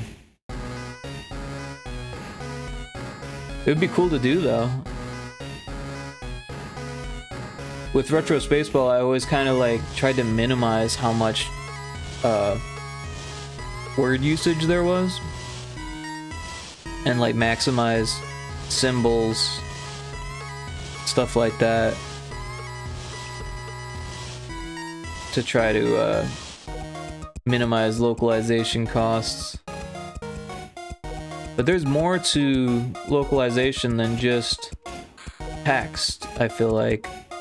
I guess it would kind of depend on you know, things, but like for instance, Chinese localization can be kind of a pain, from what I understand. A lot of little things are different there, and they have special rules about things.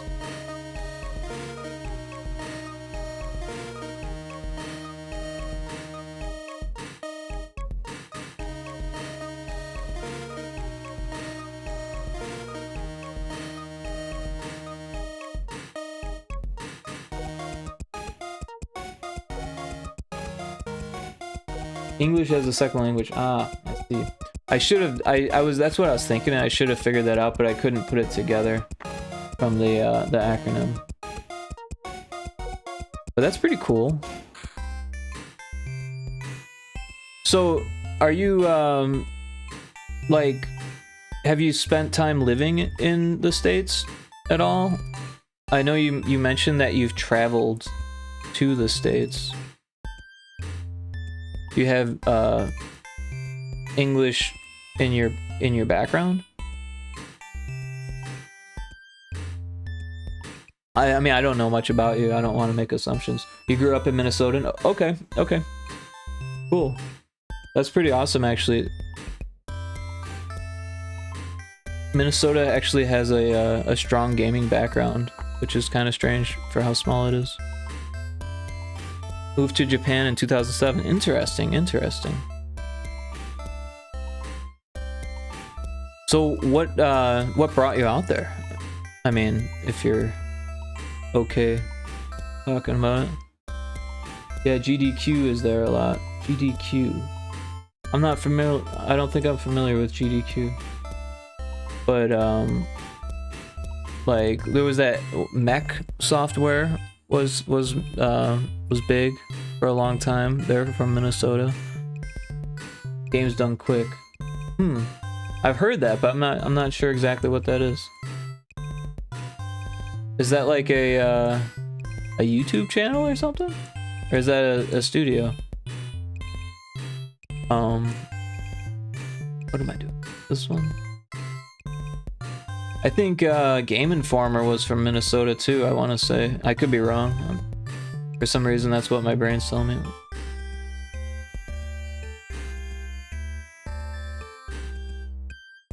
Studied Japanese in college, then visited, then decided to live there. Oh, cool. That's awesome. One of my friends visited there. He was in the military, so but he got to do some tourist stuff. He really loved it. But yeah, I feel like that would be a huge change. Be cool though. Like I saw that movie Into the Void, and it's like that would be a bit of a culture shock, I think. Like obviously, like I wouldn't be smoking TMT in Japan. That sounds kind of dangerous, but just like the whole like culture of like, especially inner city, like Tokyo or something like that, would be like, wow. But yeah, from what I know, and I don't know a whole lot, is that things are pretty diverse there as far as like city to city. Like you can get quite a bit of variety, which is really interesting because it's such a small country. You know, like it's an island, you know. So obviously you know this, but it's a very interesting place. DDQ is a speedrunning charity event. Oh, okay, that's where I know it. I know what that is. So it is a YouTube channel, but yeah, it's yeah. I've definitely watched videos from them before. Obviously not during because they do like streams, I think, right?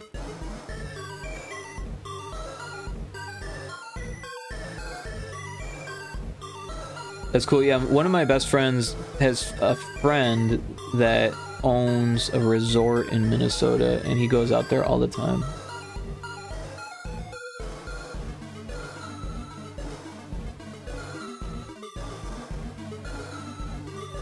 One time I got pulled over in Minnesota, and it was crazy, right? I was driving my mom's car. I told a story earlier about going to Yellowstone. Well, when I came back, I actually had my mom drive me from Yellowstone to Illinois, and I had to drive through Minnesota, and I'm driving my mom's car, and she's like a Republican.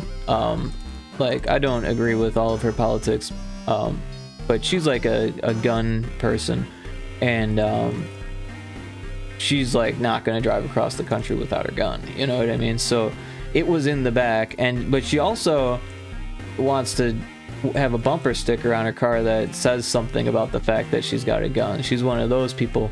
Well, in Minnesota, apparently that's not normal for them, so they wanted to make sure that we were. It happened to be the 4th of July, so maybe that was like their reasoning, but it was interesting to get pulled over and be like, "Do you have a gun in the car?" And I'm like, I turned to my mom and she's like, "Yeah, but it's locked in the back." They're like, "Do you have a license to use that and own that?" And like, "Yeah."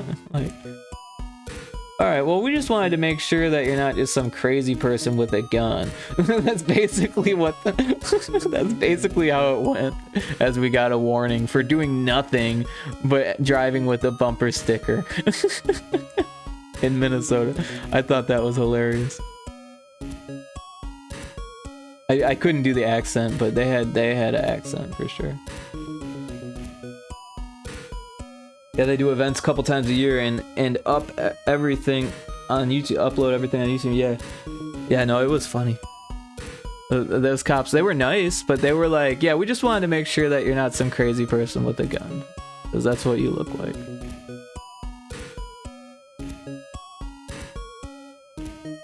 And recently I watched Fargo, the TV show, and that was pretty excellent. I felt like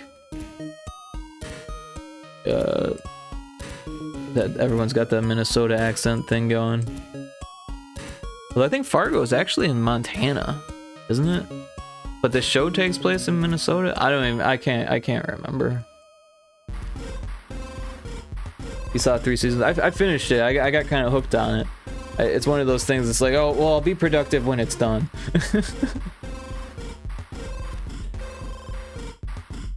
Fargo is North Dakota. Okay.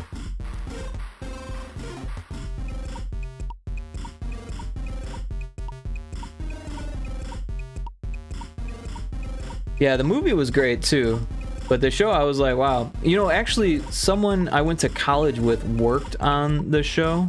He worked on a lot of shit, actually. This guy, he was on this after college. Well, first of all, while we were in college, he got an internship working at Stan Winston Studios. So I don't know if you're familiar with them, but they did like Jurassic Park and Terminator 2, and like, well, they were working on Avatar and Indiana Jones and the Crystal Skulls when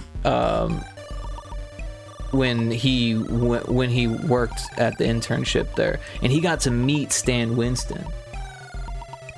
Yeah, so he got to meet this guy who like worked on all of those really famous movies.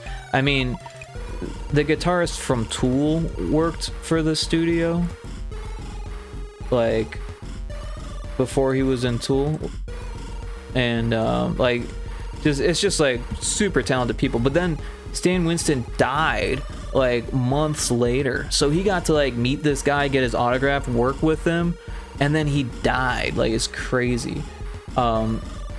So yeah, and he got to work on those films, so he could actually put on his resume that he worked on. If you look at his resume now, it still says that he worked on Avatar and he worked on Indiana Jones and the Crystal Skull, because he technically did. He didn't do much. He was an intern. He was learning and stuff, but he did actually get to do some things for the film, or for the films, and that's really cool.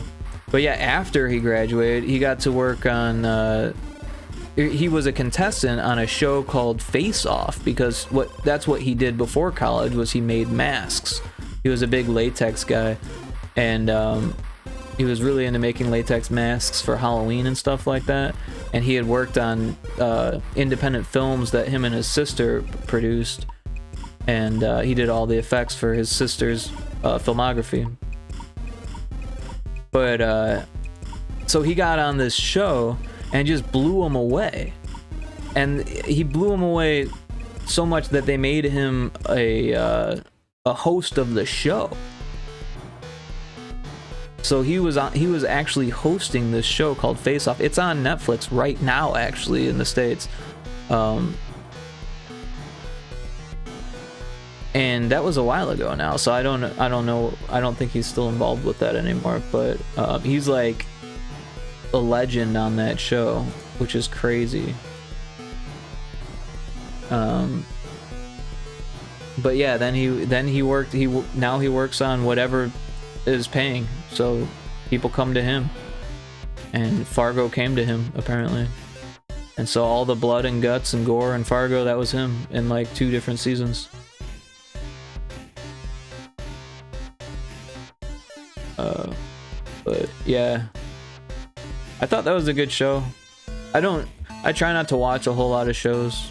Like, I try not to get too addicted, or try to only watch the good ones. But that one, I was like, okay, I'm glad I watched that. I like that.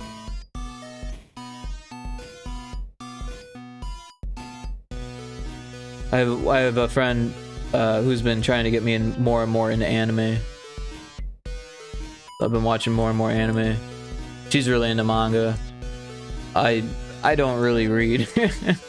I'm mildly dyslexic, so I blame that. But I know manga's like pictures and stuff, but you know. I hear you, shows are a huge time commitment. Yeah, they can be for sure. You know, and like, I don't know. I used to like not watch like anything for a while, and I got a lot done that way. And then like after a while I was like, I kind of want to, you know what happened? I was dating a girl who every time she ate food, she had to watch something. And she said it just like that. She's like, oh, we made food, we gotta watch something. What are we gonna watch while we eat food? You know? And I just, like, at the time I was just like, okay, whatever she wants, you know? But in my head I was a little bit like, you know, like, we eat slower when we're watching stuff, and then like you gotta finish the 45-minute show or whatever. Sometimes they're only 30 minutes. Finish the 40-minute show when it only takes 15 minutes to eat your food, and you could just be back at work, right? Or you could just eat at your computer. You know, like, that's the way I had been functioning. But then she got me on this kick of like, every time I eat I want to watch something, and now I still kind of follow that, even though I was kind of against it at first. And yeah, that's you. They go hand in hand, you know, like, I hear that, like, it's hard to get away from once you've kind of done it as well. So I feel it for sure. But yeah, I try to minimize that. And sometimes, like, if I have a work heavy day, I'll just like eat at my desk type thing. Since I work at home, it's not like a big deal. So we'll see how long that lasts, honestly. The whole working from home thing. It'd be great to just freelance and what am I doing here? Doing things the slow way. And just like, you know, keep going, doing what I'm doing, but it's not that likely that I'll be able to like afford everything. I don't know. We'll see how it goes. I've been doing it for a long time, but like I had pretty big like amount of savings before I started just like, oh, I'm gonna freelance only, you know. And I'm lucky that I've been able to like maintain that. Well, I don't want to like throw it all away just because I like, you know. We'll see how it goes.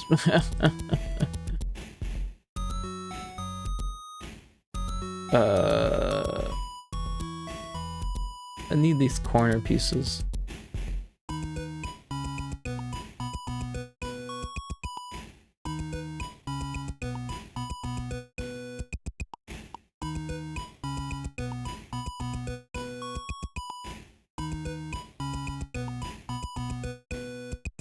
Ooh.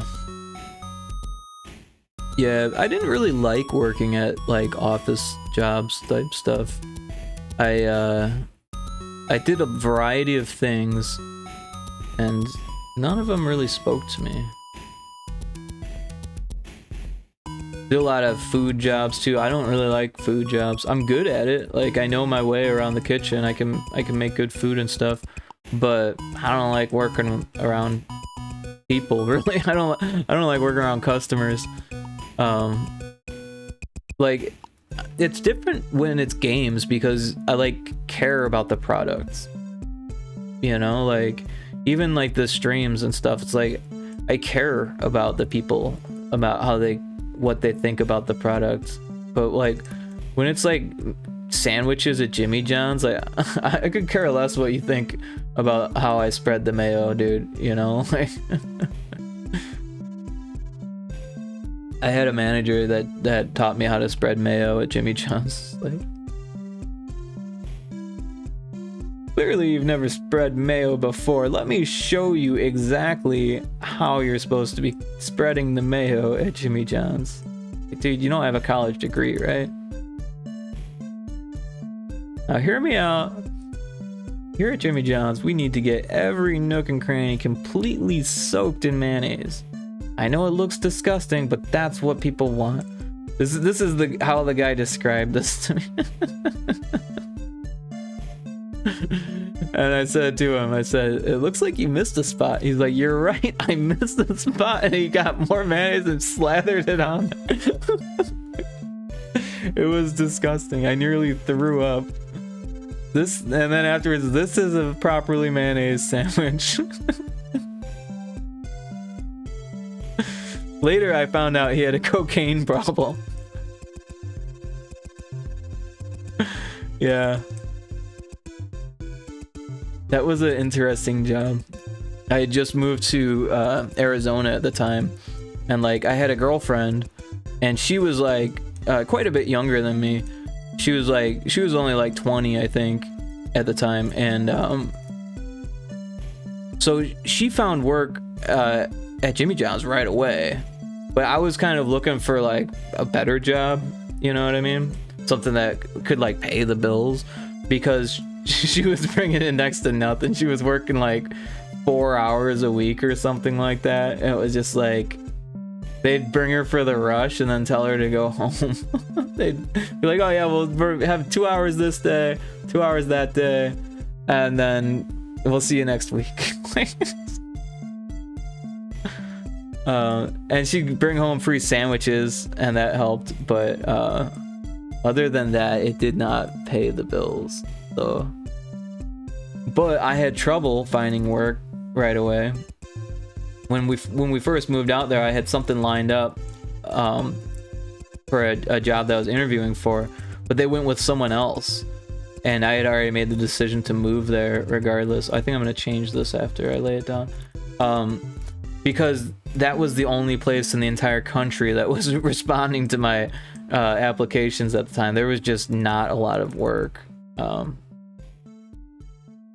but in Arizona there was. Arizona was kind of not hit as hard by the economic crisis thing from 2008 or whatever. Enough time had passed at this point, because this was, I don't even know, what, 2016? So enough time had passed, 8 years had passed. People were starting to hire again finally. And there were still jobs in Arizona, so yeah.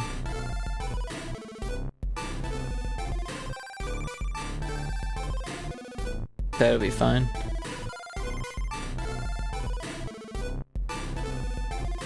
But they weren't great jobs. I mean, they paid better than Illinois at the time, because I had like gone from like, I don't know, $12 an hour to like $13 an hour, I think. Yeah. I think that's it. Yeah. But this is like, I was working $12 an hour at like that call center for State Farm. So like, that was actually kind of decent money at the time for the surroundings and stuff, and it was full time, so I had some money from that. But also like $12 an hour feels like nothing now. That's inflation for you.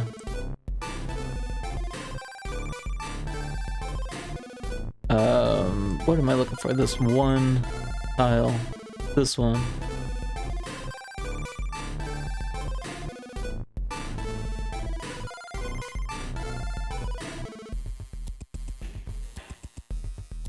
Yeah, I think I worked at Jimmy John's for maybe a week. My ex stayed there for a long time though. She worked there for like a year.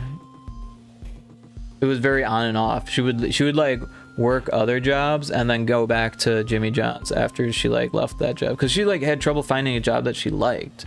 And Jimmy John's, there wasn't a lot of responsibility. They knew her, everyone liked her, so she could kind of get away with just, you know, doing her thing. But yeah, I went to a call center at TSYS eventually. Well, it was weird, you know, I applied for a few different jobs. I applied first for Brokers Alliance, which did like, what's that called? Health insurance or life insurance. They sold life insurance. So I was gonna be one of their graphic designers. But during the interview, they asked me if I liked or what I thought about their mascot, because they said they had voted on a mascot, and she didn't tell me the results of the vote, but she asked me what she thought of what I would have voted for. That was part of the interview. What I would have voted for the mascot. And because I said that I didn't like the idea of using a sloth for a mascot, they were like, no, we're going with someone else. But I mean, don't get me wrong, sloths are more and more acceptable, but back then they weren't the highlight of the internet quite yet. They were slow, I don't know, slow creatures. So it just made, I looked at it eventually, and it gave me that vibe. Like their mascot gave me that vibe. Slow. Which isn't something you want from life insurance, right? If you're like, they look like they're always smiling. Yeah, they're always smiling. That's true. That's part of their cuteness, I guess. But I mean, if your life insurance company, you're waiting on money because your loved one died, you gotta pay for their funeral, and you don't have any money. You don't want a sloth giving you that money. That's my standpoint on that. I don't think they liked that. But you know, this wasn't the first interview I failed. Yeah, slow is probably not a good image. They liked it. They, you know, I don't know. Maybe they were right. They make money, so. But yeah, they didn't hire me. I was applying everywhere. There was a job to work for DARE, the like keep kids off drugs thing. Apparently DARE is 100% what do they call that? Funded by donations, right? 100% funded by donations. I did not know that. Drugs are really expensive, exactly like the t-shirt. Apparently DARE is 100% funded by donations from viewers like you. And that was basically the job they wanted, except it was standing outside in a Walmart parking lot, or outside of a Walmart near the parking lot, like in the Arizona summer heat, trying to get people to donate money, to stand there in the heat and donate money. Yeah, no one's gonna do that. When you leave the store in Arizona, you are running to your car basically because of how hot it is. Like, it's like a blow dryer. It's like when you open the oven. It's hot. So no one's gonna want to donate. No one's gonna want to fill out your polls or your forms or nothing. Not gonna want to buy stuff. They don't want to listen to your mixtape. They just want to get in their car. So I didn't get that job because it was going to be minimum wage, and I was way overqualified.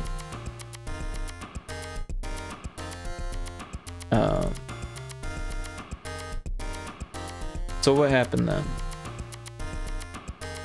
Oh yeah, that's when I worked at TSYS, which was like a credit card processor.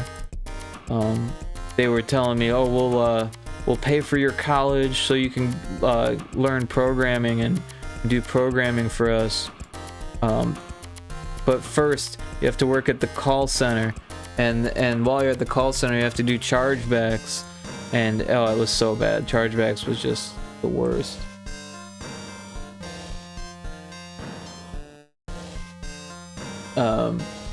Yeah. I think we just watched an ad. I've been so bad about paying attention to the ads.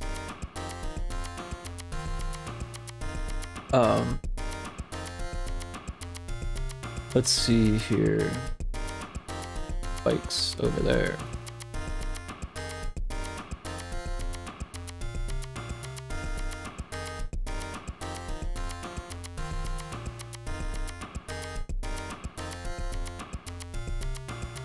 So yeah, TSYS wasn't terrible until they put me in chargebacks, honestly. I was really good at fixing the credit card terminals. Some of the calls, they'd be like 10 seconds, 5 seconds. Like seriously, they would call and be like,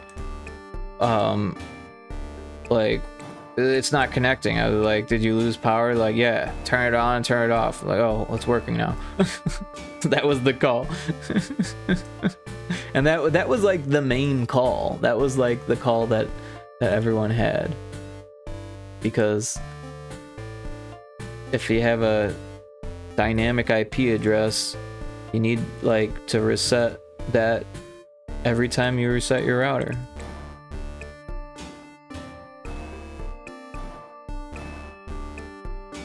And then you say that to the person, they're like, I don't know what that means. Just turn it off and turn it back on. Or you say, if you wanted to sound more intelligent about it, make them feel better about the call, you say, have you tried doing a power cycle? Once my ex called me because she threw her laptop, or she thought her laptop was broken. I read through it first. So I was like, she threw it. Wait, no, wait, that's a different through. But the battery had just run out from not being plugged in. Oh my gosh. That's pretty funny.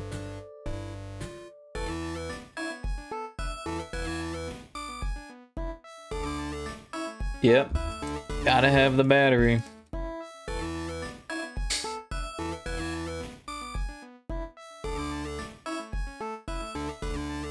Yeah, it's been a long time since I've dated someone that wasn't computer savvy, now that I think about it. I can't remember, honestly, the last person that wasn't at least a little computer savvy. You know what, I think around 2013 I was dating a girl that wasn't that computer savvy. I don't think she used a computer at all, really. She was more of a phone person.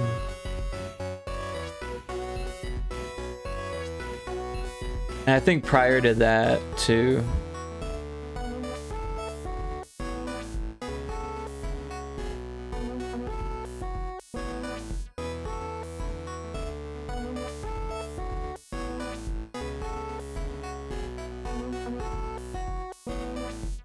This level actually looks pretty cool like this.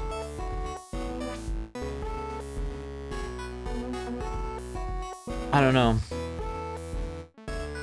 I still think it's a little light, like this yellow. Maybe I should just darken it.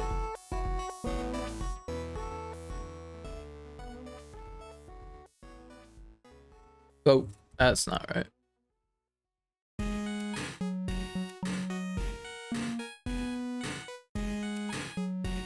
Just a little bit darker.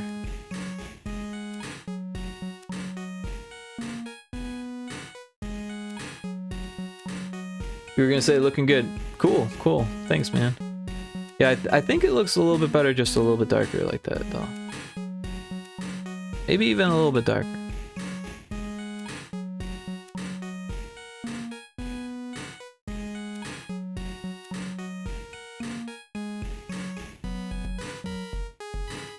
Maybe this one just a little bit lighter. Oh, that's too light. No, I liked it better darker.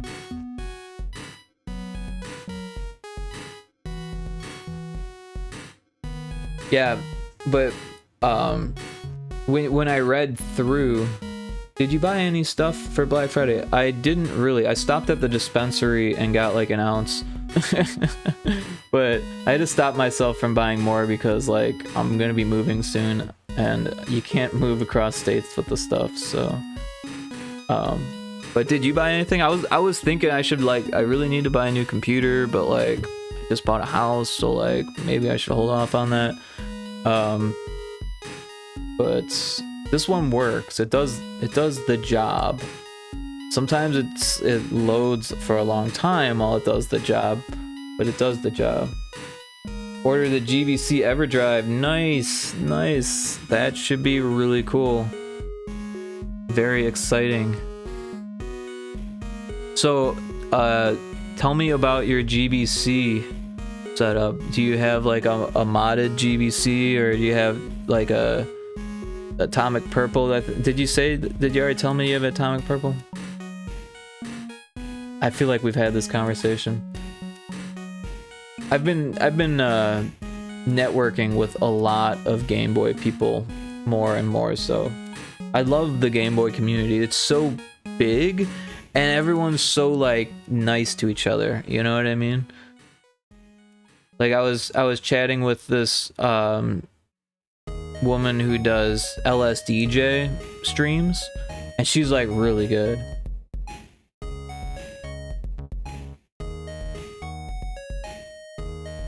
It definitely made me want to start using LSDJ more, like when I'm exercising. I use an exercise bike, and like it's perfect for handheld gaming. It's a recumbent bike, so it doesn't hurt to sit on or anything like that. Just kind of sit there and game until my timer goes off, like, oh shit, it's been 30 minutes already. You play Game Boy games on either Super Famicom or GameCube GBA player. Oh, cool, cool. And the GameCube GBA player, that plays regular GameCube or Game Boy games too, doesn't it?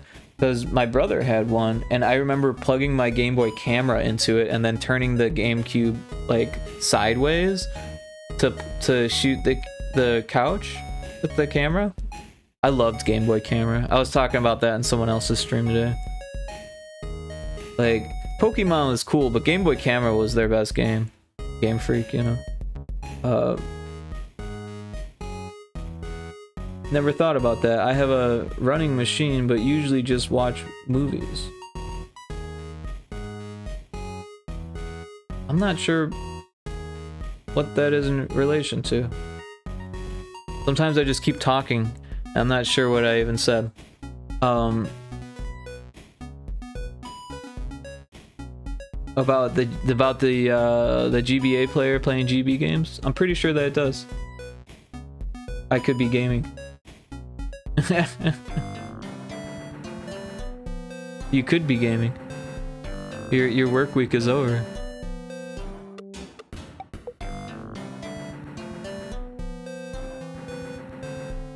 I really want to play some more Mario Builder 64. Have you played this? I meant while I exercise. Yeah, that's what I do. I mean, don't get me wrong. I still work my arms, but not all the time. I almost always work my legs just because I can do something else while I do it. I'm really into doing more than one thing at the same time. So if it's my arms, I'm watching something usually, but yeah. Oh, I see what you're saying. You have a running machine, but you usually just watch movies. You could be playing games. Yep, you could. Just gotta be careful with the running machine. You don't want to hurt yourself. I actually pulled a muscle on my recumbent bike because I did it for like an hour straight, and just wasn't stretched or ready for it. So I do like 30 minutes, and then 30 minutes, and then I take a break. Speaking of breaks, I think I'm gonna actually take a break. How long have I been going here? 2 hours, pretty good break time. It's already 5:30 in the morning. I don't think I'm gonna stop anytime soon, but I'll probably do another couple hours. My sleep schedule's all messed up, so when did I go to bed? It was daylight when I went to bed yesterday, so of course sun will be coming up any minute here. I don't know, we'll have to see how it goes. But yeah, take a quick break, munch on some food, and I'll pop back in. Cool, I'll probably drop in and out. No problem, no problem. I appreciate you hanging out. It is a super early morning stream, so I'm not expecting a whole lot of people. But it's always fun watching these. Yeah, man, I totally appreciate it. You know, I like just like talking to myself too sometimes, so I don't really mind if no one's around. But it's always more fun when people are around, for sure. So I appreciate it. But yeah, I'm gonna take a little break, and then I'll come back maybe 10 minutes or so. Alright, I will see you then, or see everyone then. I'll see people then, maybe. Maybe someone will be here. We'll see how it goes. Alright. BRB.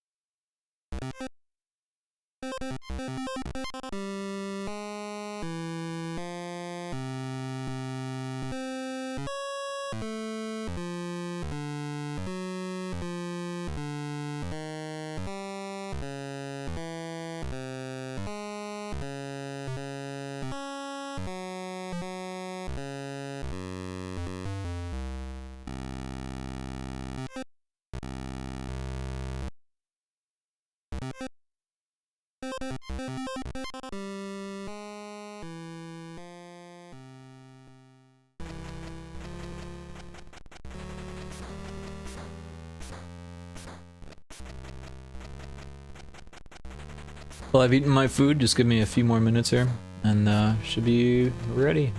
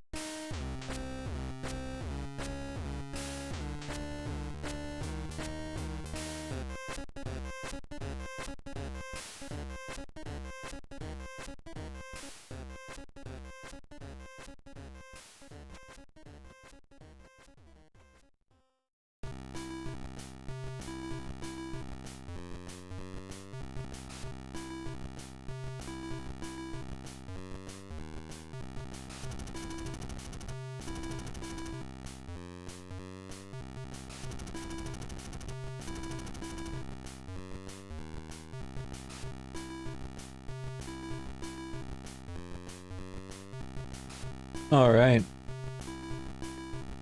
It is cold outside. Should have brought my jacket. Anyways.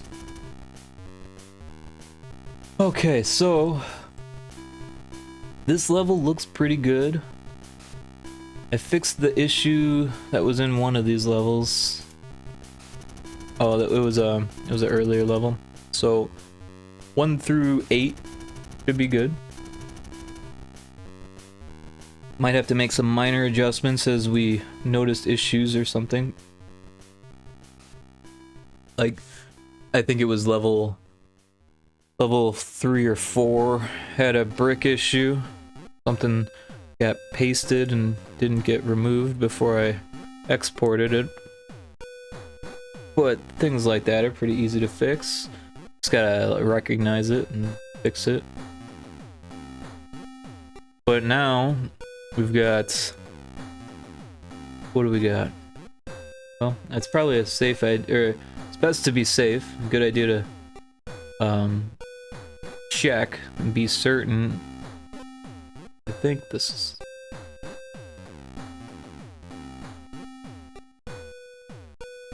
Know that the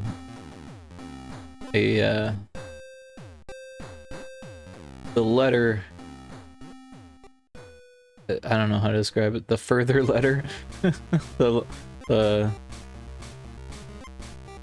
more incremented the letter, yeah, there we go.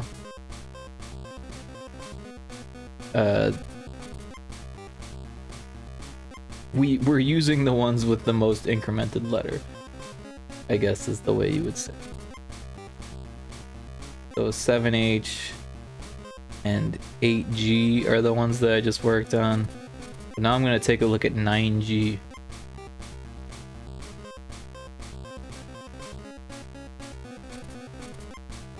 So here's 9G.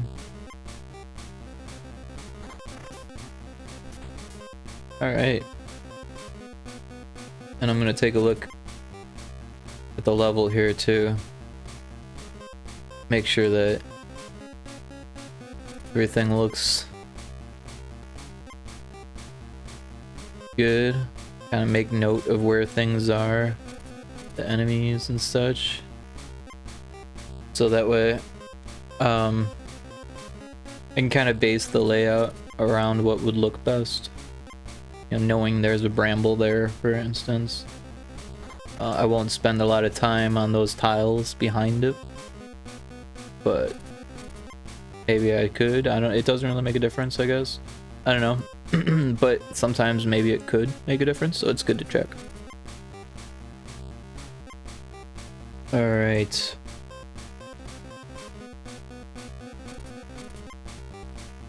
So we wanted to go with something Egyptian. So I'm thinking sand and like sandstone, limestone type. So yeah, maybe limestone. There is a Pokemon.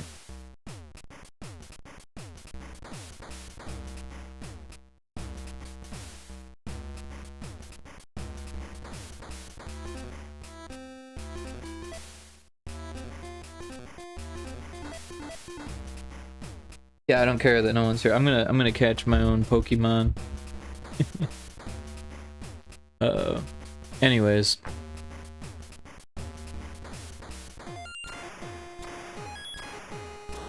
So I'm not sure the background. It would be cool to do some type of like light source somehow. Maybe like a cave with like some type of exposure coming through, maybe in the background. I can't. Maybe here. So like the sun could come through a hole in the cave. Yeah, I think maybe that would be like a good spot for it. So I'll make a new layer underneath this layer. That way I'm not messing up this beautiful and then I'm going to steal this palette here and paste it there. Yep, see, it paid off. I caught the Girafarig. Girafarig? I don't know what that is, but I caught it. Let's see here. I want to draw a hole in the wall. So I kind of want like stalactites maybe, but like sand stalactites? I don't know. I feel like I need to look at a reference here. What does a sand cave look like?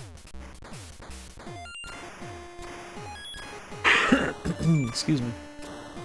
Oh wow, sand caves look freaking cool. Let's take a look at some sand caves here. Sand caves. Apparently there's like some sand caves I'm looking at because a lot of these look very similar. In Utah, apparently.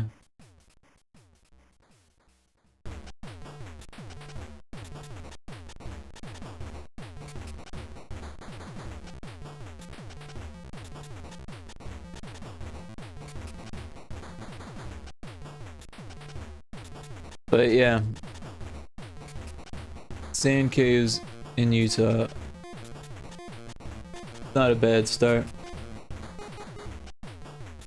But I kind of want to do something with like stalactites because that's recognizable. I'm just going to start with this orange color and just kind of draw some things. I'm just using a mouse. Kind of thinking about grabbing my I don't think I unpacked it after my play. Let me go grab that real quick.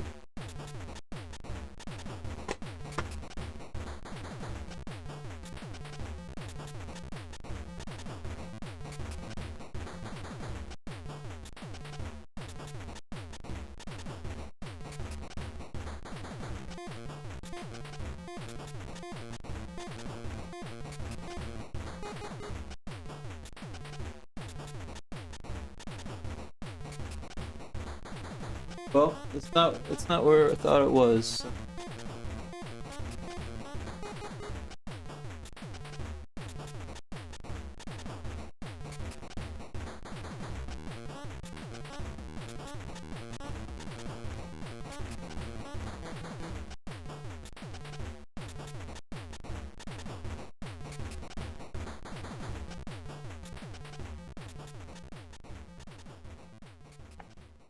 Well, it couldn't have gone too far.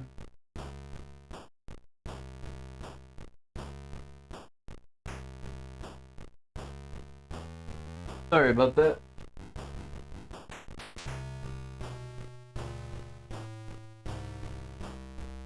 I like this tablet, but you know, honestly, it should have come with Bluetooth. It had like a adapter that you had to buy, and then it came with like this extremely short cable.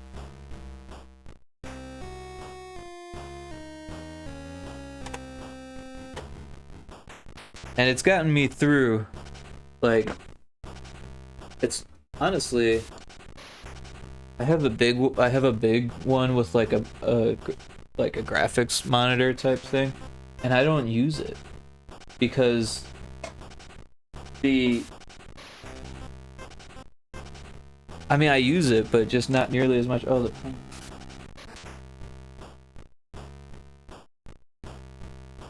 I don't use it nearly as much. I haven't used it in like 2 years, just because my setup doesn't really allow for it right now because I'm not really fully set up here. Right now I've got one of my, because I've got like a mast system. I don't know how to describe it, but my desk is really kind of messy. I mean, really kind of messed up compared to most people's. I could probably draw it. I'm gonna draw it real quick. So I'll just draw it in Game Boy colors. So we've got. Alright. So. Oh, wrong tool. Actually, that's easier on the eyes. We'll go inverted here. We got these things on the floor. These are just to draw how it's set up right now. These are the bases, and then the mass. This one's real tall. It's like that one. It's like that. And then this one and that one are more like this. Right? And then this one is just a mouse arm. It's like out to here. it's kind of like hitting the screen almost. Gets pretty close to the screen. And then I've got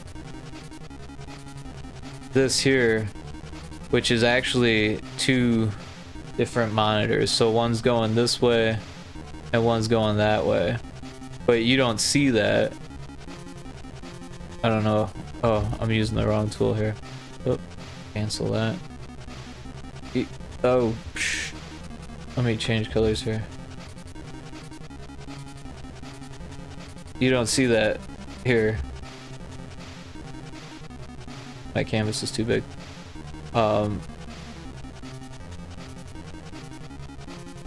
Yeah. What you see is the monitors because they're in the way. So there's this there being held up by that one, and then this one here has my laptop, my music stuff, which actually has another keyboard on it right now, and then my microphone actually is hanging from it right there. So this one actually has its own arm too. And the microphone, I actually just kind of used the clamps that come with it to hold it on there. And it's actually facing more this way. I don't know why I drew it that way, but that's how I drew it. And yeah, these are more monitor looking things.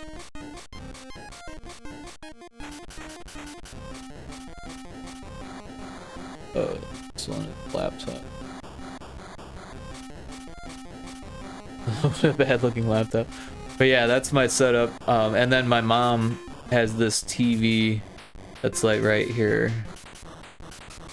So I've got this cable running from there to there. And then I've got another computer on the floor, like right here.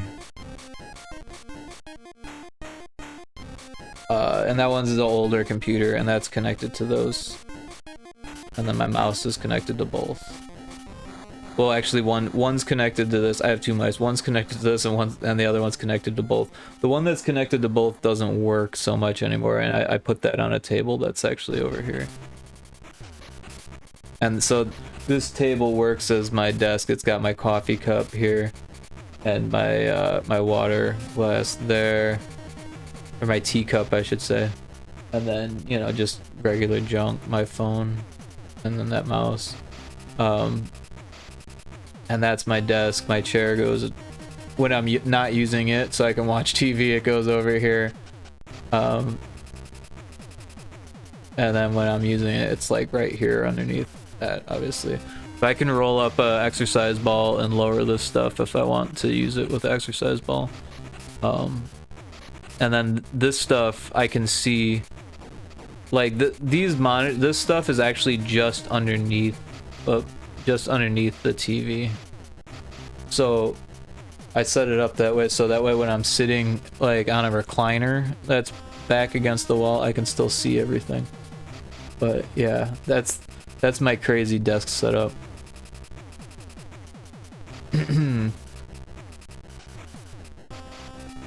Yeah. It's nice because it's modular, but yeah, usually I use this like mouse thing. The one that's just, this one here is just being used for a mouse. Usually I use it for this other like arm that has the oh man, I'm really terrible at drawing today. The XP pen 22-inch with it's, I put some Velcro on the pen so it stays on there. And that's actually pretty cool to have on an arm. I've actually got this really long USB-B cable that I've had for years. Oh, hey, what's up? What's up? I don't know if you can hear the cat. She's confused. She doesn't know who I'm talking to, and she says, "Are you going to feed me yet?" I'm awake. You're awake. I could use some food. She always wants food. She was on a diet for a bit. Now she's not on a diet. Now she's just, you know, like, she's just really hungry.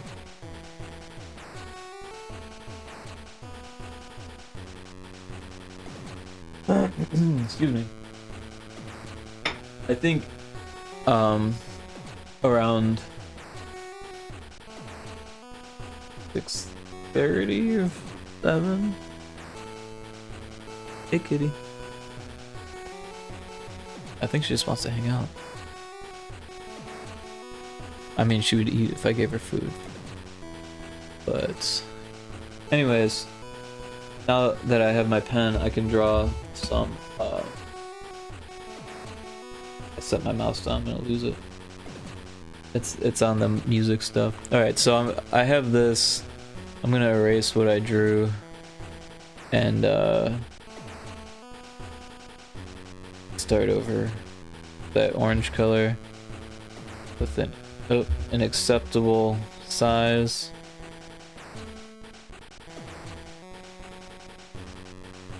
At a weird angle.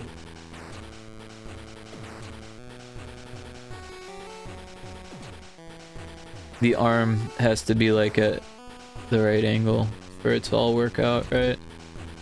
Then you kind of have to like gauge where that angle is.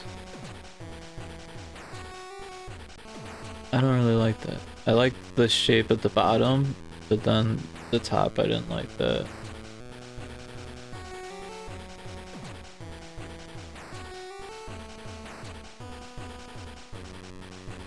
Huh, now I don't like the other side.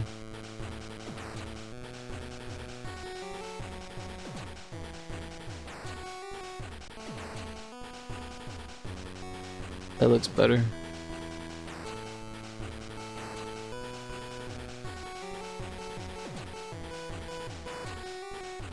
Yeah, back in the day, there was a point where I was living in this college town called Bloomington, Illinois, and I had a lot of friends there. Actually, it was right before I went to Yellowstone, so it was like those friends, and some of them were better friends than other friends.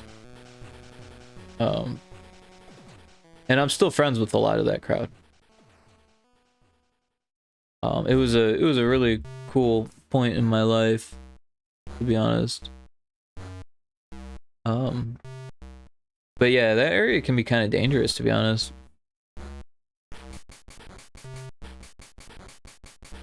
I don't really remember why I brought this up. I'm trying to remember. I think that should be up higher.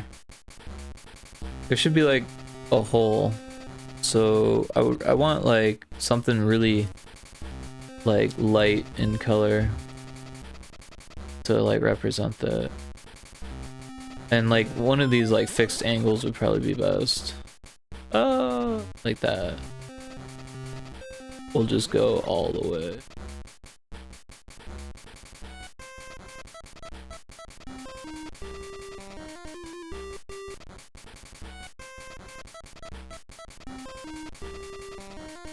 All right. Got the one, and I think this other one should not be fixed. Maybe it should. I don't.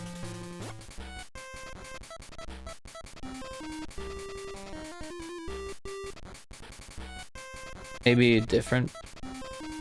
Yeah, that's probably a different fixed angle.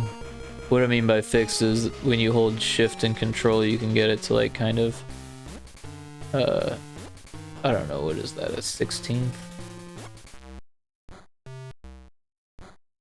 1, 2, 3, 4, 5. So 4 really, right? 1, 2, 3, 4.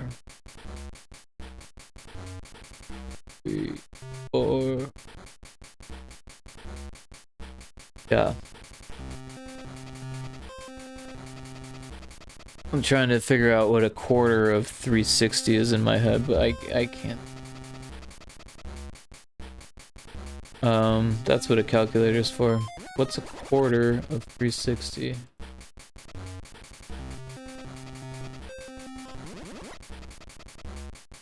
$90. That's obvious. I should have known that one. But there's more than 90 degrees, so that's really weird.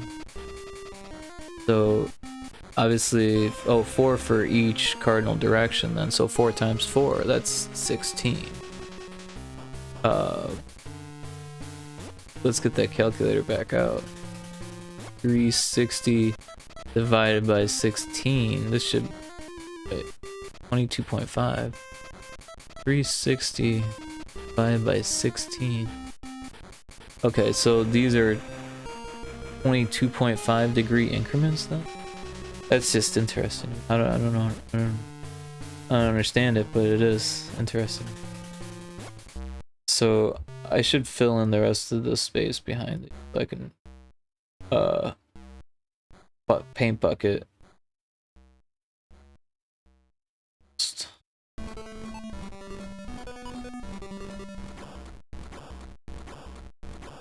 Hey.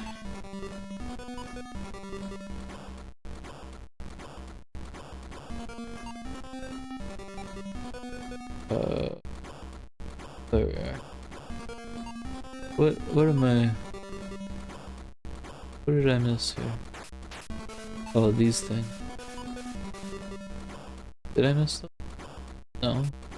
No. I didn't pick up the mouse.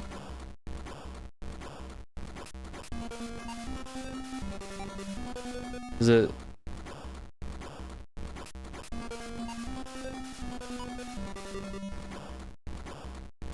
Huh. Thought there was a setting. Oh, maybe that's the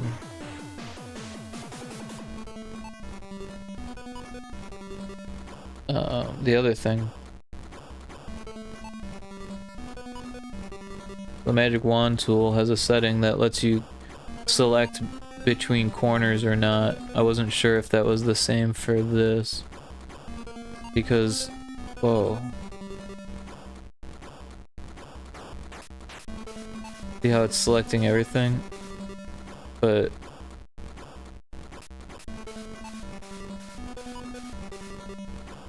Oh, is it contiguous? There we are. Psh.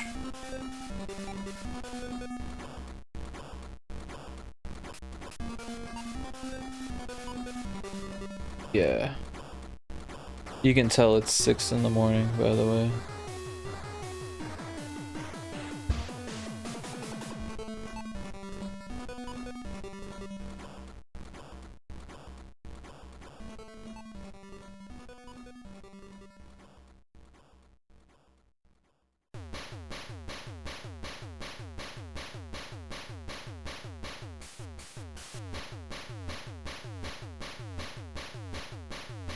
Yeah, so because I used fixed angles, it cuts down on the tile count.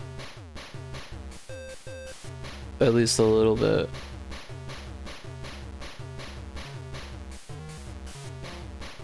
Because that can get expensive in terms of tiles. To do just like crazy lines in random directions that go real far. Because then all of a sudden every tile along the edge becomes a unique tile. But if it's a repeating pattern, then you can just use the same tiles over and over again.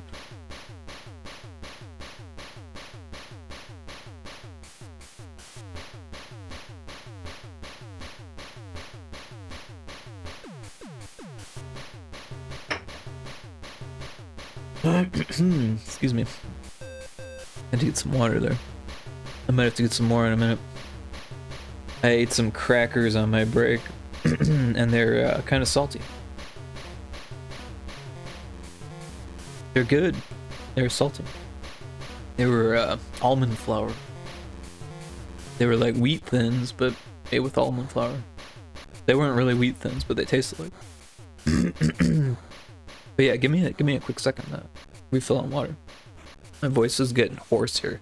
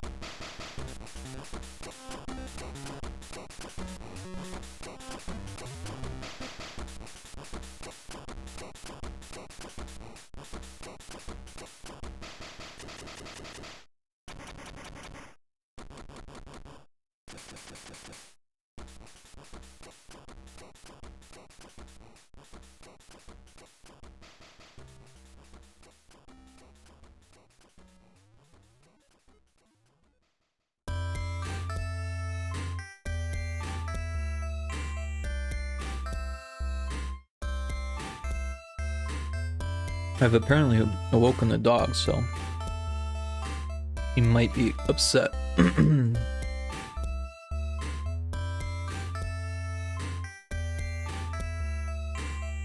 Sometimes my erratic sleep schedule kind of upsets them.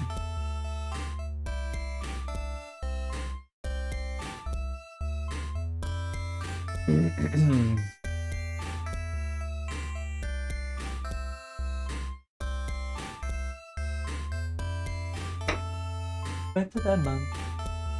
Go, girl. Go lay down. Bedtime.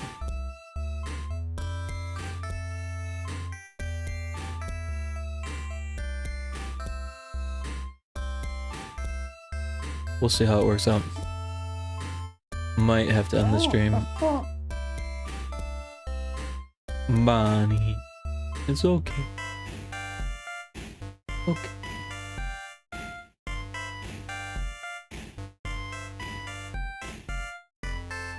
I'm gonna let her out, because that's probably what she wants, but she might not let me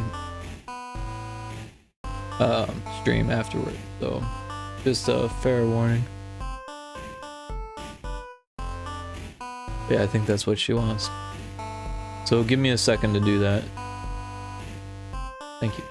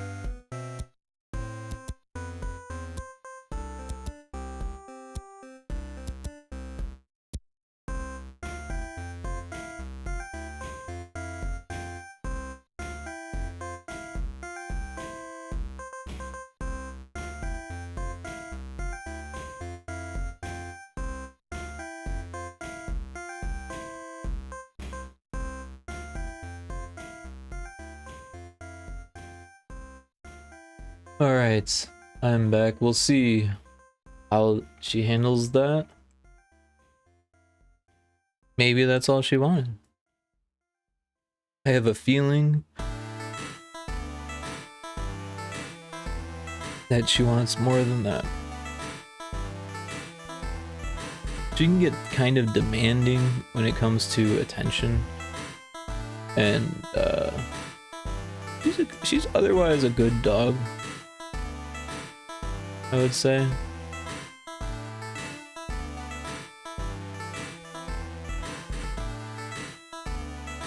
But she's not my dog, so like, I'm not saying that like I'm mean to her. I'm totally nice to her, but it's easy to be nice to her because I don't have to deal with her all the time. And when I move, I don't think that she's coming with me. Sure hope not. Not to be mean, but I don't want any extra pets. I've had pets before and I loved pets, but not to be sad or morbid, but they all died eventually. One way or another. And that sucks. I don't know, I'm kind of through, at least personally. Someone would have to, if I was like in a relationship and they really wanted a dog, I wouldn't be opposed to it, or a cat. Like, I couldn't oppose someone else of ownership, and I wouldn't not, it's not like I wouldn't help either. I like animals. I would treat it kindly and all of that, but it's up to just me. I just feel bad for keeping animals in captivity and like that kind of thing. I don't know. It really comes down to the personality of the animal. And I don't think pets are really sold in the best ways at all. Well, at all, yeah. It's like, you know, they've got all of these shitty practices, right? And then on top of that, there's no like return policies, you know what I mean? Like, for pets. Once you buy a pet, it's your pet, regardless of if your personalities mesh. And that's something that's completely overlooked until you're like a realistic pet owner and you start like realizing your pets have personalities and you need to accommodate to them, just like you would a person. But, you know, I don't know, society kind of teaches us to have an idea about a generalized sense of what an animal is and how they will react regardless of their personality, and to not treat them with personality like they have personality, but they do.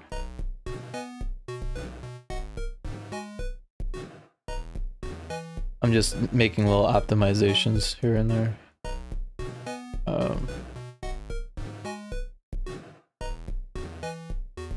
I think this almost works, but it needs like something like a white almost circle pattern, kind of like this, I feel like, and then maybe some like stalagmites or just rocks near the opening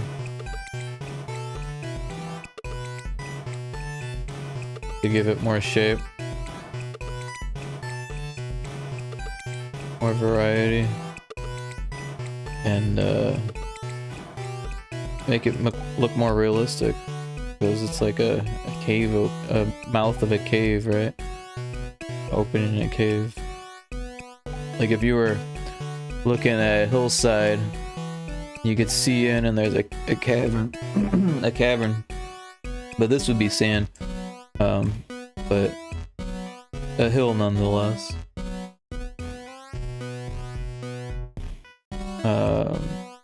Yeah, I'll probably change the colors, but So far it's working. So.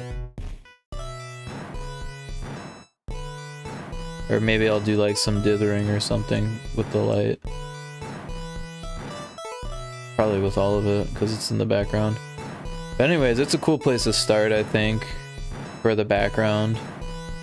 So this is the reference layer. And then this is the background layer, and then we're gonna make a new layer. And we'll call this art, just because that's how things started. Alright, so on the art layer, we can just kind of start taking over some of the like definite things like this.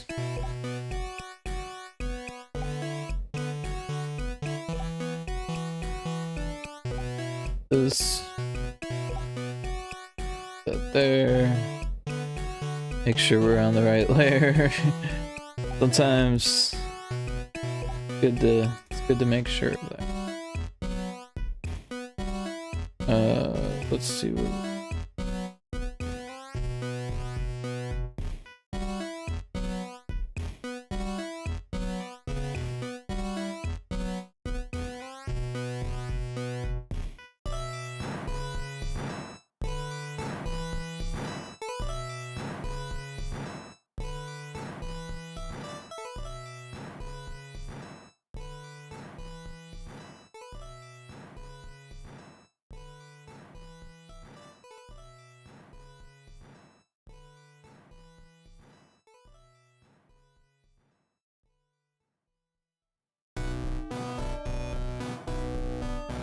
So I think it's a good idea to have the spikes all be the same, but we could change that. We could make the spikes on the different levels different.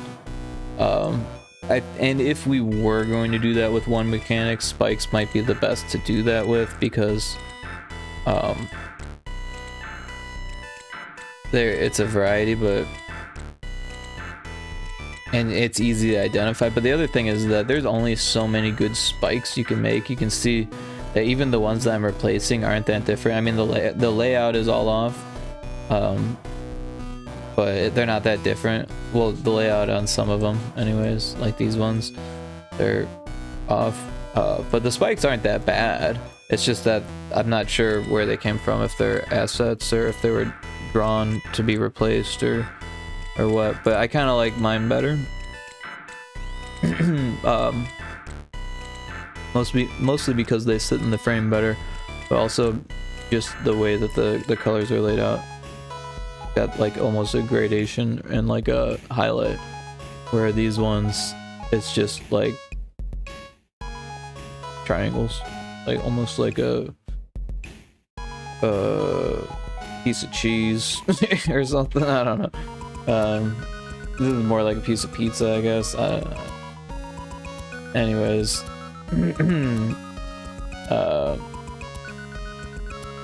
yeah.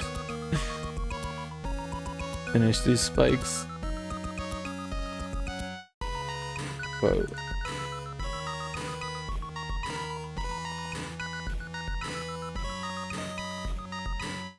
Yeah, I can't believe how late I started this stream.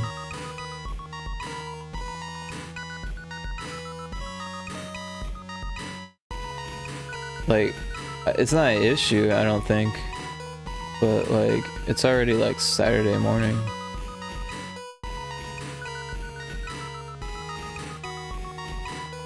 But this is probably the last day I'll get to stream in a while. I don't know. The dog's owner is supposed to come home today, if today is Saturday. So, and that doesn't mean that I can't stream. It makes it a lot more difficult because, I don't know, he's kind of loud and like it's his place, so like he has every right to be. But it's just not super conducive to streaming, considering I don't have a door. And like, I don't know, he probably doesn't want all the things he says very loudly to be broadcasted, so there's that. And I don't know, he's just the type of person that, like, when his phone goes off, everyone hears it, and then the conversation, everyone hears it too, both sides of it, because of the way that he's got it. So even if he was in the kitchen, this microphone would probably pick it up. And he can kind of pace through the house that way. And the floors are like all old hardwood floors, so it gets really creaky. And he's like a hard stepper when he walks. Oh, and I was thinking earlier about changing, which one was it? This one, to change that. I kind of like it the way it is though.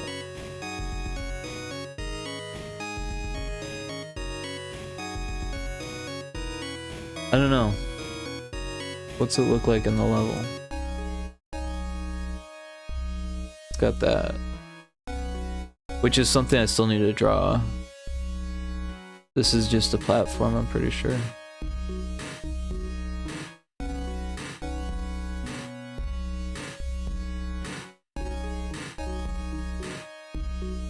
Yeah.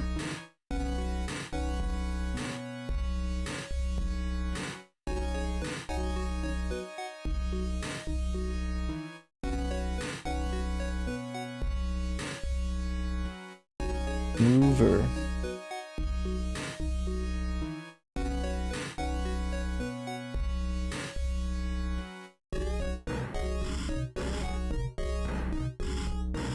So this just moves from there to there. I think we were talking about making it a log.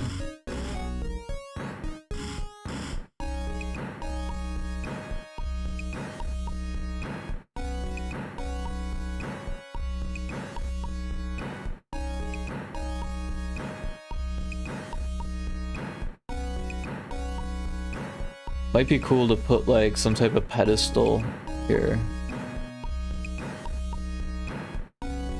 What does this one do? It probably moves back and forth, huh? Yeah, so we'll change the thing there. Although actually this file is old, outdated now, so me changing that's only gonna be for me. We don't have like a GitHub setup or anything like that. It might be cool to do that, but kind of a pain in the neck. And like things can go wrong with that too, so you gotta do like backups anyways. But if you do backups, then it shouldn't be an issue. And the nice part about GB Studio is that it's like so easy to do backups. Like, which is pretty much what we're doing. We're just passing backups back and forth. But then you end up with outdated backups. That's the nature of backups, right? But with GB Studio, you can actually like afford to leave a trail of backups because they're so small. So you can actually go and play earlier versions of this game basically because we have older backups, which is kind of cool. A lot of times you just like overwrite that stuff.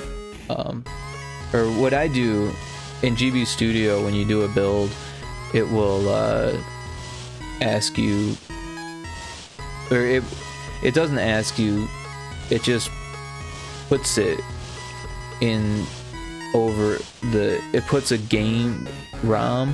Sorry, I'm getting a little sleepy here. It puts a game.gb ROM in the build folder, and what you do is you rename it, because who wants their game to be called game.gb?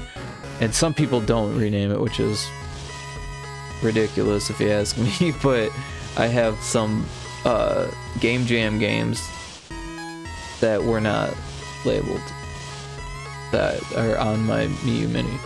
So now when I look up the game, it's called game.gb, and then I can't remember what it actually is. So anyways, moral of that story is to name your ROM, but you end up having to name it. So I give it like a build number, and then what I do with GB Studio in particular is I'll do like basically as if it was a patch each time I do a build, so that way I can keep track of like those, but then when it's actually ready for the internet, that's when I actually update the number. Everything else before that is like another dot whatever, .1, .2, .3, whatever it is. And then, you know, like I said, once it's ready for the public, then I get rid of all of those dots afterwards, and then it's just the version 0.3. I say 0 because it's still an alpha. But yeah. So with the sand level, I think it needs some bricks. It's got, oh, it doesn't have the lily pads. We could put the lily pads in. But again, some of these things, it might be okay to change.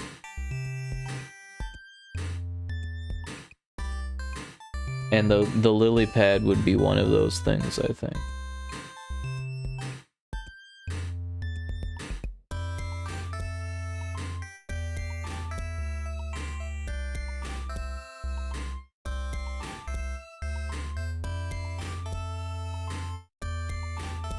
Because like it kind of fit, I mean, it obviously fits the like frog toad theme. Well, kind of, yeah. We've got a little bit of a wash on the frog toad thing going here. Like they're kind of mixed together, right? So yeah, I don't think anyone's gonna be upset about that, but cuteness over function, I think is what's going on there. But I don't know, I'm starting to be able to see the level in my head, so I think that helps. I think this brick should be the temple stuff, and then this stuff should be like the natural stuff, right? And then like this could be like caved in kind of looking, I guess. And this would be like Temple of Doom kind of stuff, or Lost Ark, I guess, maybe something like that. But yeah, I'm thinking pillars. That's what I'm thinking. Maybe do something interesting with like interlocking pillars. I'm just gonna start with this orange color because it, I don't know, it speaks to me, I guess. My eyes are starting to do that thing where it's like it's too dark in here, but don't turn up the lights, just close your eyes.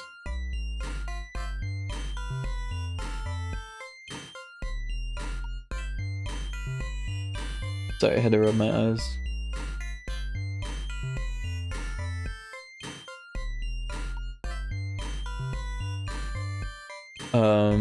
So yeah, I think if we did something interlocking, I think that would be cool. So maybe something like this. And then maybe not so far out. Yeah, maybe something like that.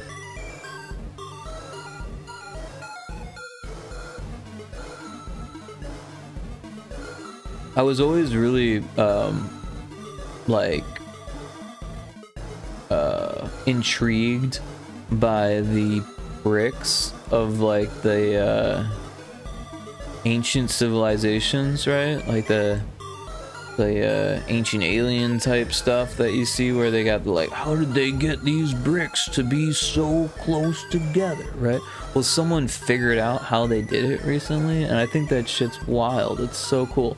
They use natural acid that, and they mixed it with a incendiary that was also natural, and they made an incendiary mortar for this. And it wasn't just like the Incans or the Mayans, or it was all over the world. It was a well-known way to make brick walls. Yeah, I mean, they had been studying how to make stones melt. That was important to them, and you see evidence of it all over the world. It's crazy that it took us that long to figure out that that's what that was. But that's what that was. They called it vitrification, right? Like, how do the stones look like they were melted? How did they do that? That's how they did it. They melted. They used acids on top of heat, and they got it to be so hot that it actually liquefied for a bit, just enough to like gel into place, and also appeared that there was no mortar used, because the mortar that was used was incendiary and acid, so it liquefied in the heat and melted with the stone and burned up with the heat of the incendiary. I mean, it was on a molten rock. It evaporated. I don't know how to do cool interlocks and make it look like a temple still. Maybe just the first one.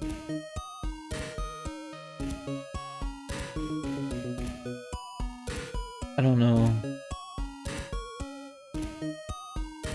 Like the H block thing, I think, because that is like historical. That was like a Machu Picchu thing, I think, right?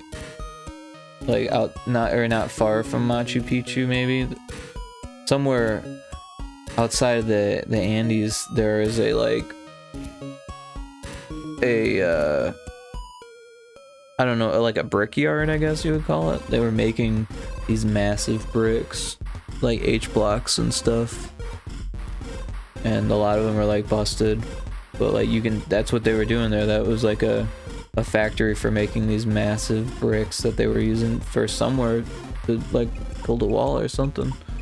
But whatever it was, it never got finished, I don't think. So the ancient alien people are like, oh my god, why would they have stopped? What could have stopped them? Like, where did they go? They stopped in their tracks. I think it's 1 pixel out.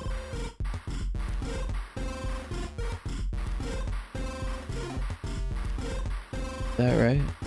Alright, so this needs that.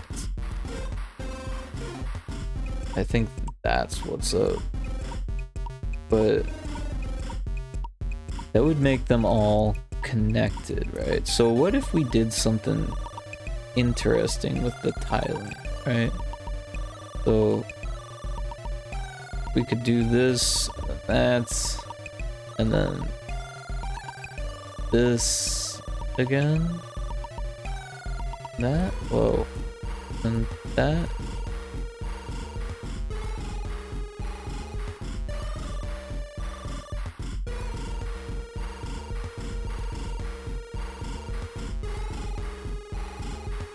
I don't like it.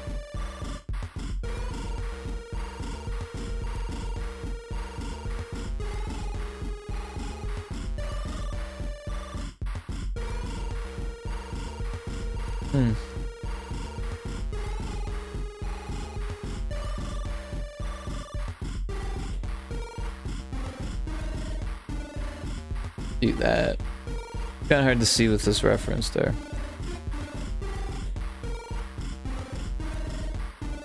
Let's try it.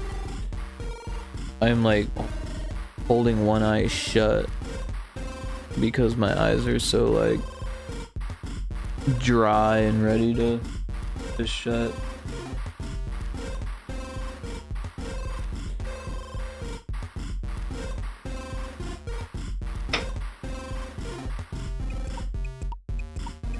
It might be getting close to that time.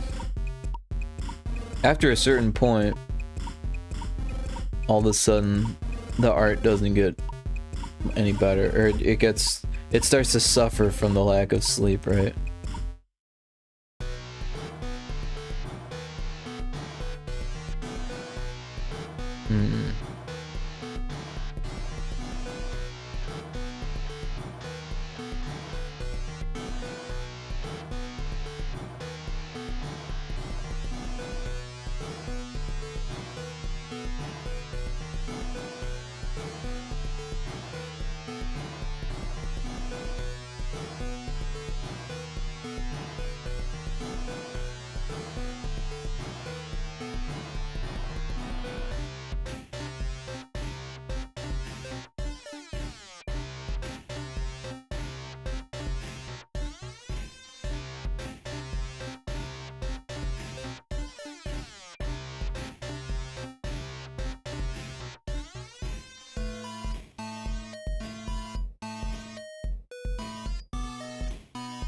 I think this might work.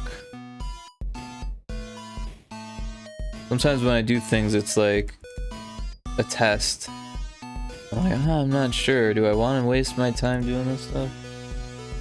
Doing the pumping. But I set the stylus, the pen down and use the mouse, and then all of a sudden it's like doing things to the tablet. I'm like, what's going on? Because I'm moving it with my wrist. Alright, so now, yeah. So before I get too far here, I want to like start putting some color in. I'll probably change the colors, but at least they'll be there.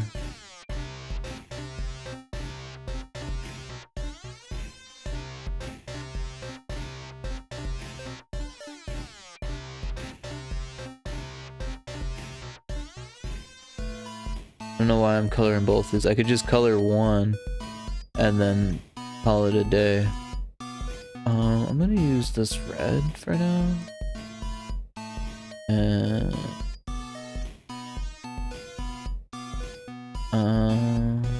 this probably won't.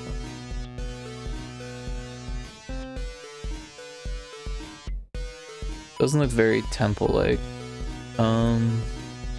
Maybe I'll just stick with the yellow for now. I don't know, none of these colors look good. I'm going to have to come up with some new colors.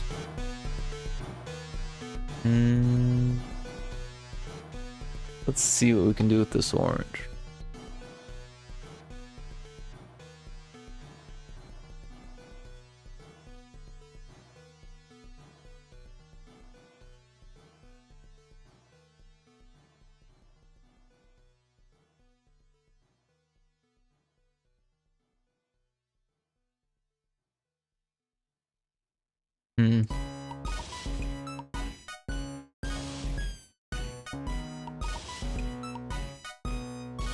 I kind of want to like go over the edges. I know it would add to the tile count, but like we can afford it.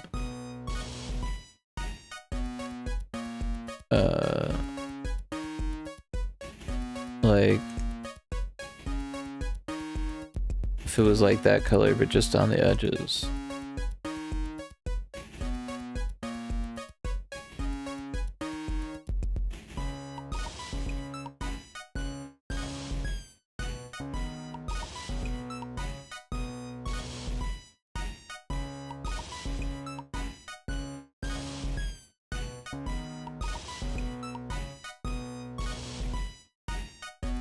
Something like that. That does look better. I don't like this yellow.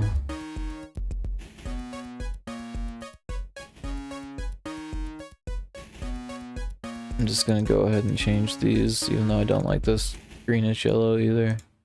So it does look better. It's just not what I'm looking for.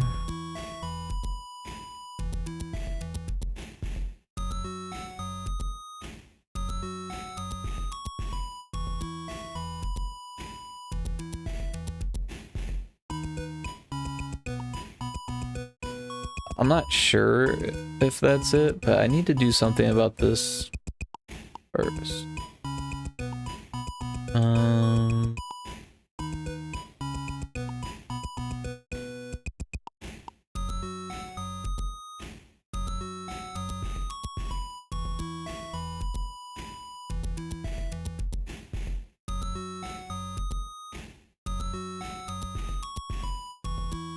I do like orange.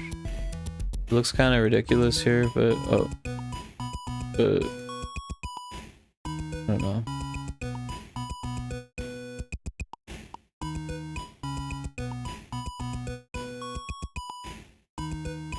I'm not sure what GB Studio will do to make these colors work for Game Boy Color, but it's worth checking it out.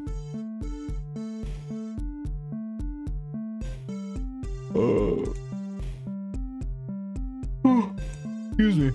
Because yeah, I don't think the color space is the same as what I'm using here. So I think it's limited in comparison. I don't know how I feel about this red yet.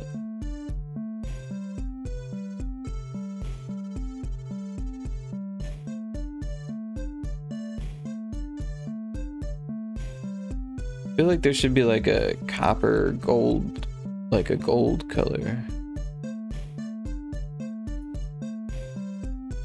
Start with this color, bring it more yellow.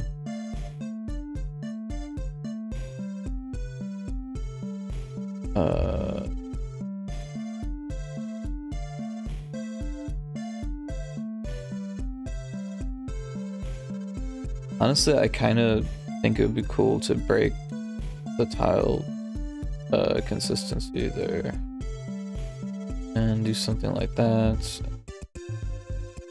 That maybe, but also I think that this should be that, and no, that doesn't work.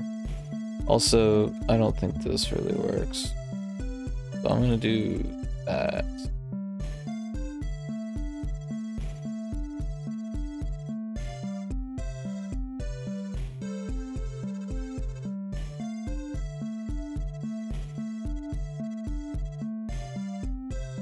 Yeah. So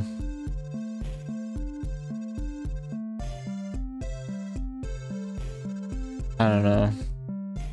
I don't like the red.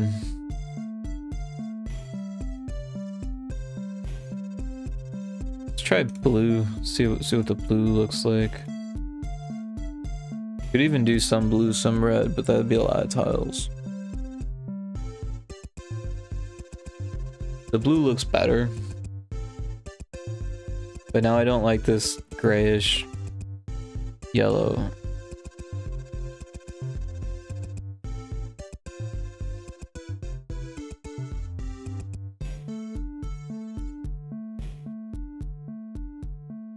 And I have a feeling that it's gonna look different on Game Boy Color. So it might be even further from what I want. I think this doesn't look too bad.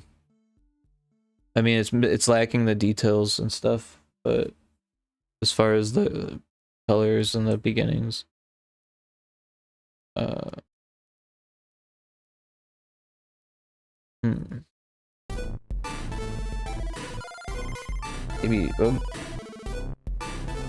maybe like, oh wait, that one's gonna be gold. Maybe like that. Like, oh, these should be orange on the inside.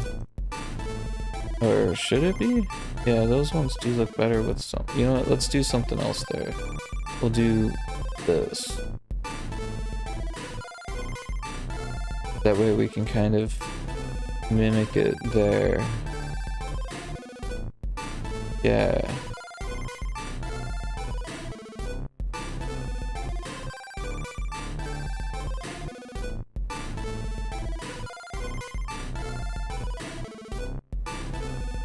Although it's kind of got like a pillowing effect.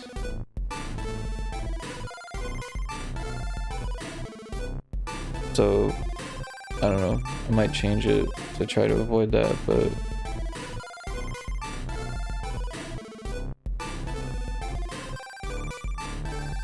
for now it works.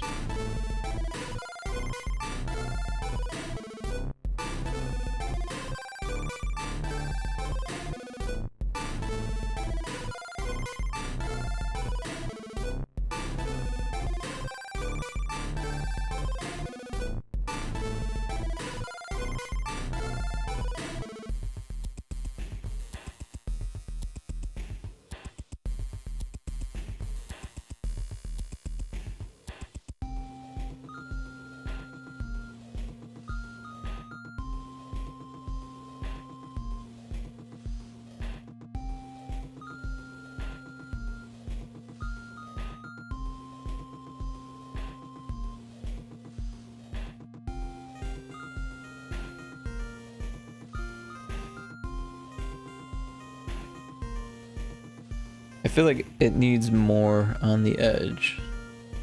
So like maybe a second shade of blue along there.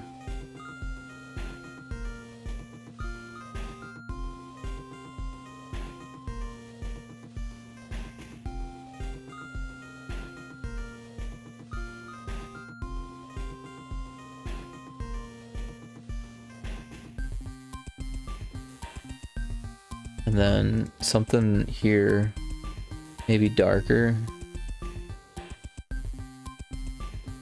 And maybe just like a little bit oranger.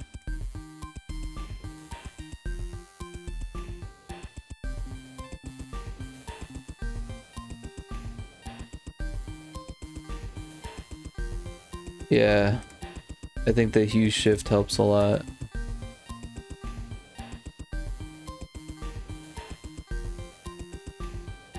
I might even increase the contrast, but right now I think it works.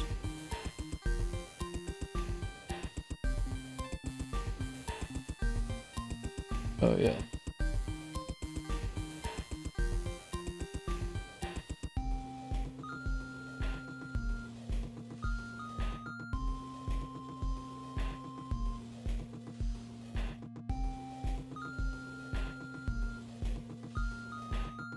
Yeah, even after having like spent some time in Tiled now, like it's still hard for me to imagine making levels that way. Like either from scratch or like I'm doing now where I've got the reference. Like it would be good for like making art, but like making levels, yeah, I feel like there's definitely more that I can learn from it to help. But like I don't know. Johnny said he used the Tiled to make the references, and like yeah, I guess if you're just like painting, it makes it easier. But if you're trying to do like more like I don't know, detail, more variety, like it's a little bit harder to do stuff like this in Tiled. I feel like it's possible, but tougher for me.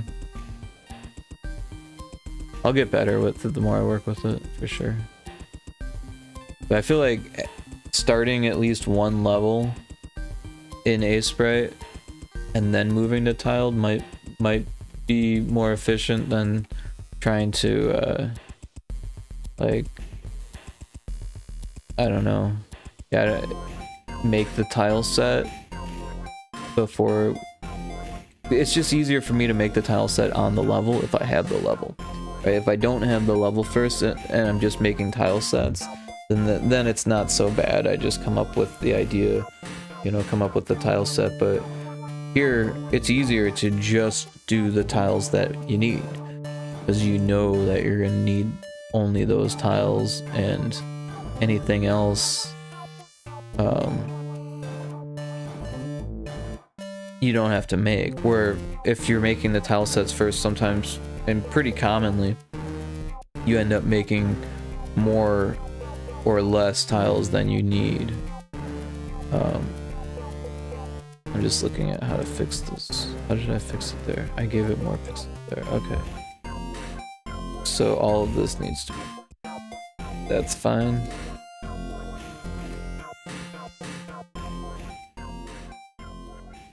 I think that's right. Yep, 2 pixels, 2 pixels. Alright.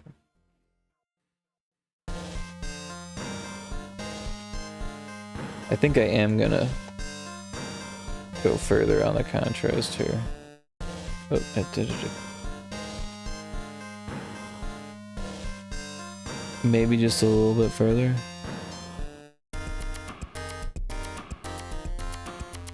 And maybe just a little bit more hue shift.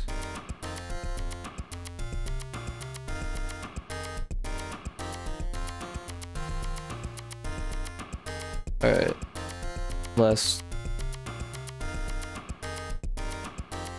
You know, it was the hue shift. Let's go back to this and make it just a bit darker.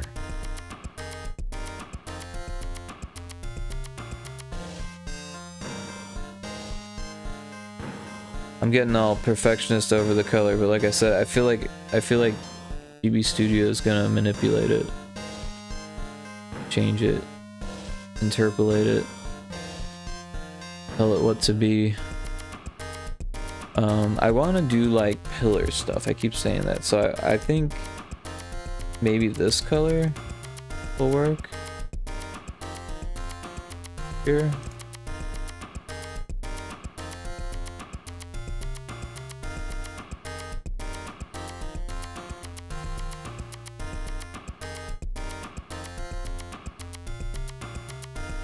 I don't want it to look too different from the other levels where everything was kind of 8x8, where these are looking more 16x16, but I want things to have like a cohesiveness where it could be divided up by 18x8 and 16x16, or even do like 32x32 divisions if we have enough tiles. I think that would be cool.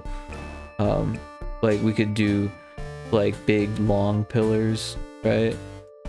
Like right here we could just do a pillar start and then have the pillar end actually be like way up there. That's actually not a bad idea. Like this right here. Oops, I'll just grab it and pull it way up here, or maybe here. That makes more sense. And then just as a starting point, something quick and easy, we can do this.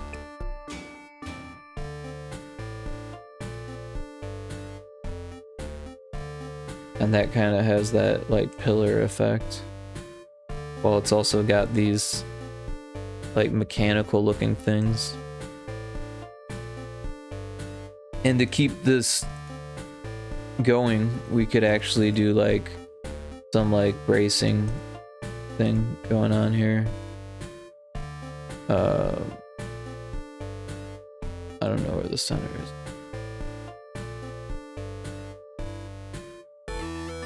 So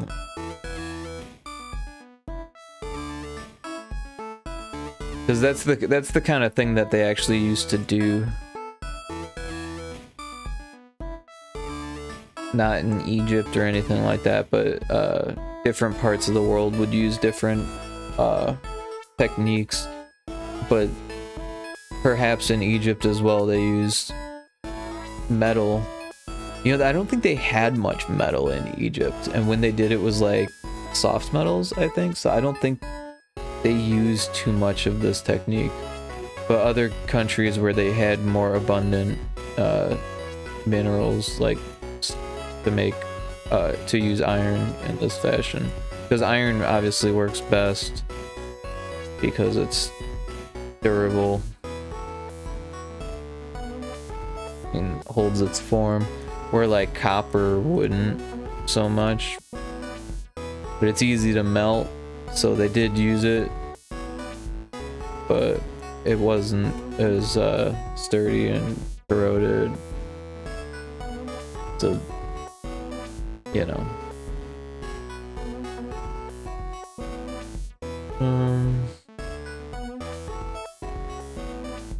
I like it, but these things are just like too gold, so I think we need to add more variety to the color there. I'm gonna have to minimize the color. You only get 4 colors, so I'm gonna have to really decide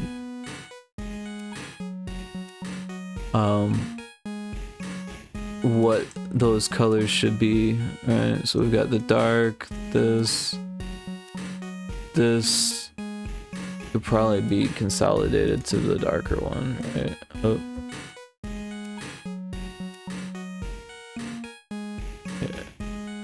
Yeah. Cute this.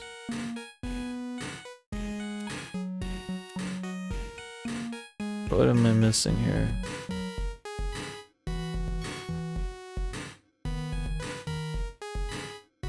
Am I? What? Oh, symmetry.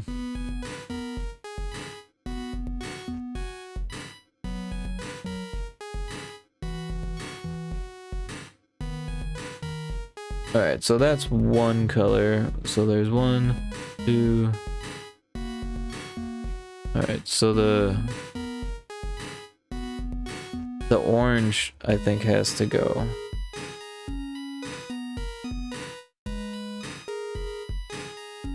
Otherwise, we'll have too many colors.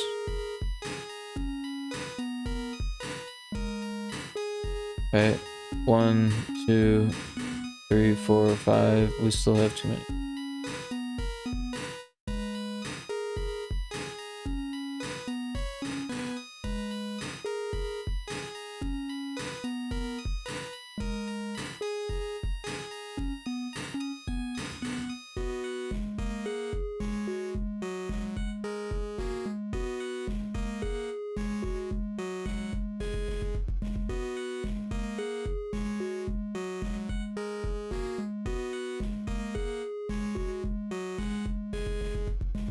No, please don't sit on that.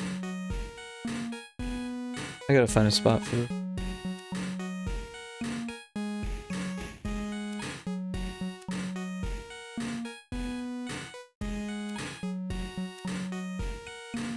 She likes to sit on things that she knows that I don't want her to sit on. But she's getting better about it.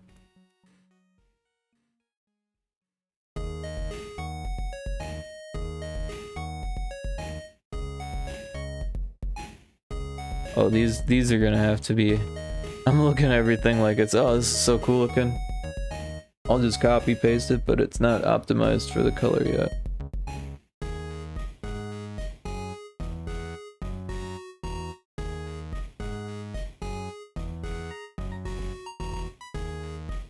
Such a shame. I don't know what I'm gonna do.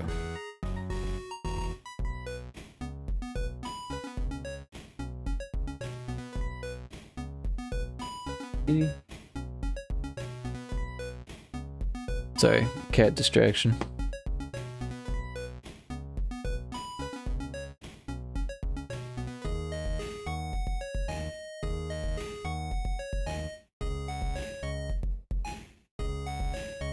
The pets are eager for me to go to sleep because I feed them before I go to sleep.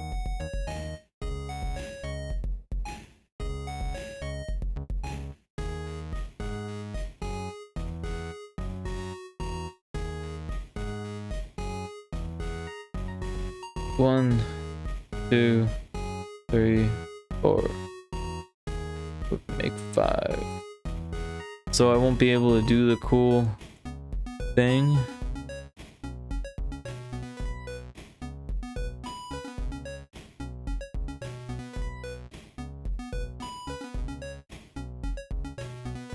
That's a disappointment.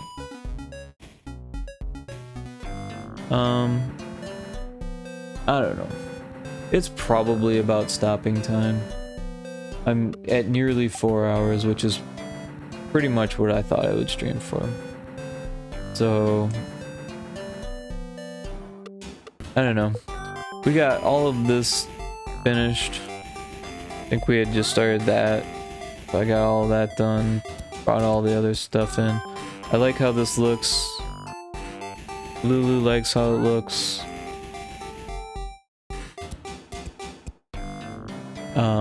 If you can't hear her, she was meowing there. Before and after I mentioned her. She's becoming more and more of a vocal cat. But she's eager for me to end the stream because she knows what that means. She knows that I'm talking about her. She's a pretty smart cat.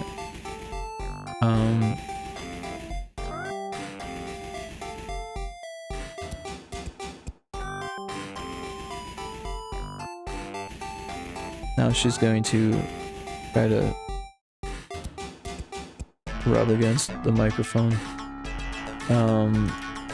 Even though it's in the air, she's on the base underneath the microphone.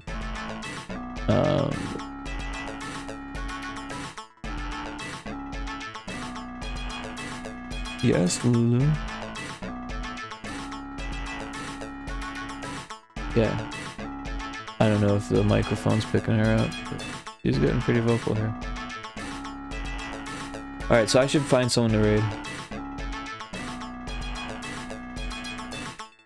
I guess probably not really necessary. There's only 2 viewers. But I appreciate everyone that was hanging out and lurking. I appreciate everyone on the YouTube channel. I've been seeing how many people are checking out the VODs and seeing the YouTube stream, and I'm blown away by the numbers. I'm like, holy cow, that many people are interested enough to click and watch this stuff. So at least I'm not streaming into the void. Jonny was cool enough to hang out. You know, it's like super early, so you can't expect a lot of people. I'm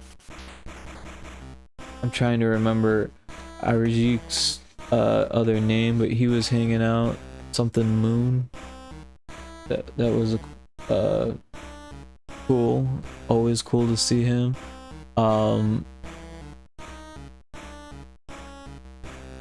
Yeah, pretty chill stream, but we did get some things done here. This level, and we started this level. But yeah, hopefully I'll be streaming more.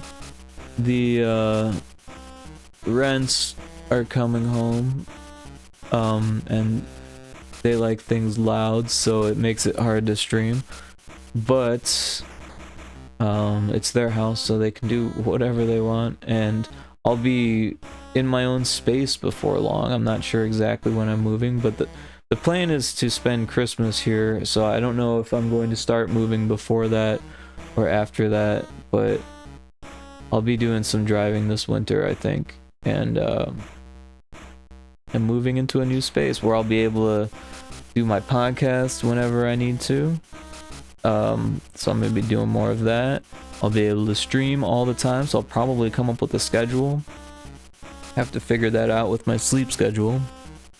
Maybe that will fix things. I'll set an alarm or something in the morning. You never know.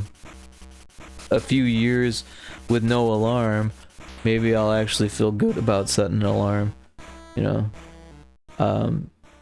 give me a good reason to wake up to an alarm rather than work or fighting traffic, catching a train or whatever. But yeah, but I'm excited for the new space. I'm excited to really dig into freelancing.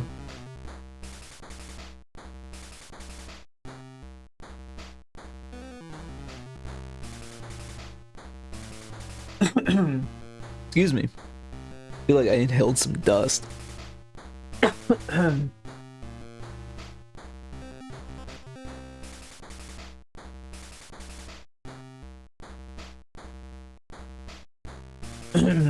Wow.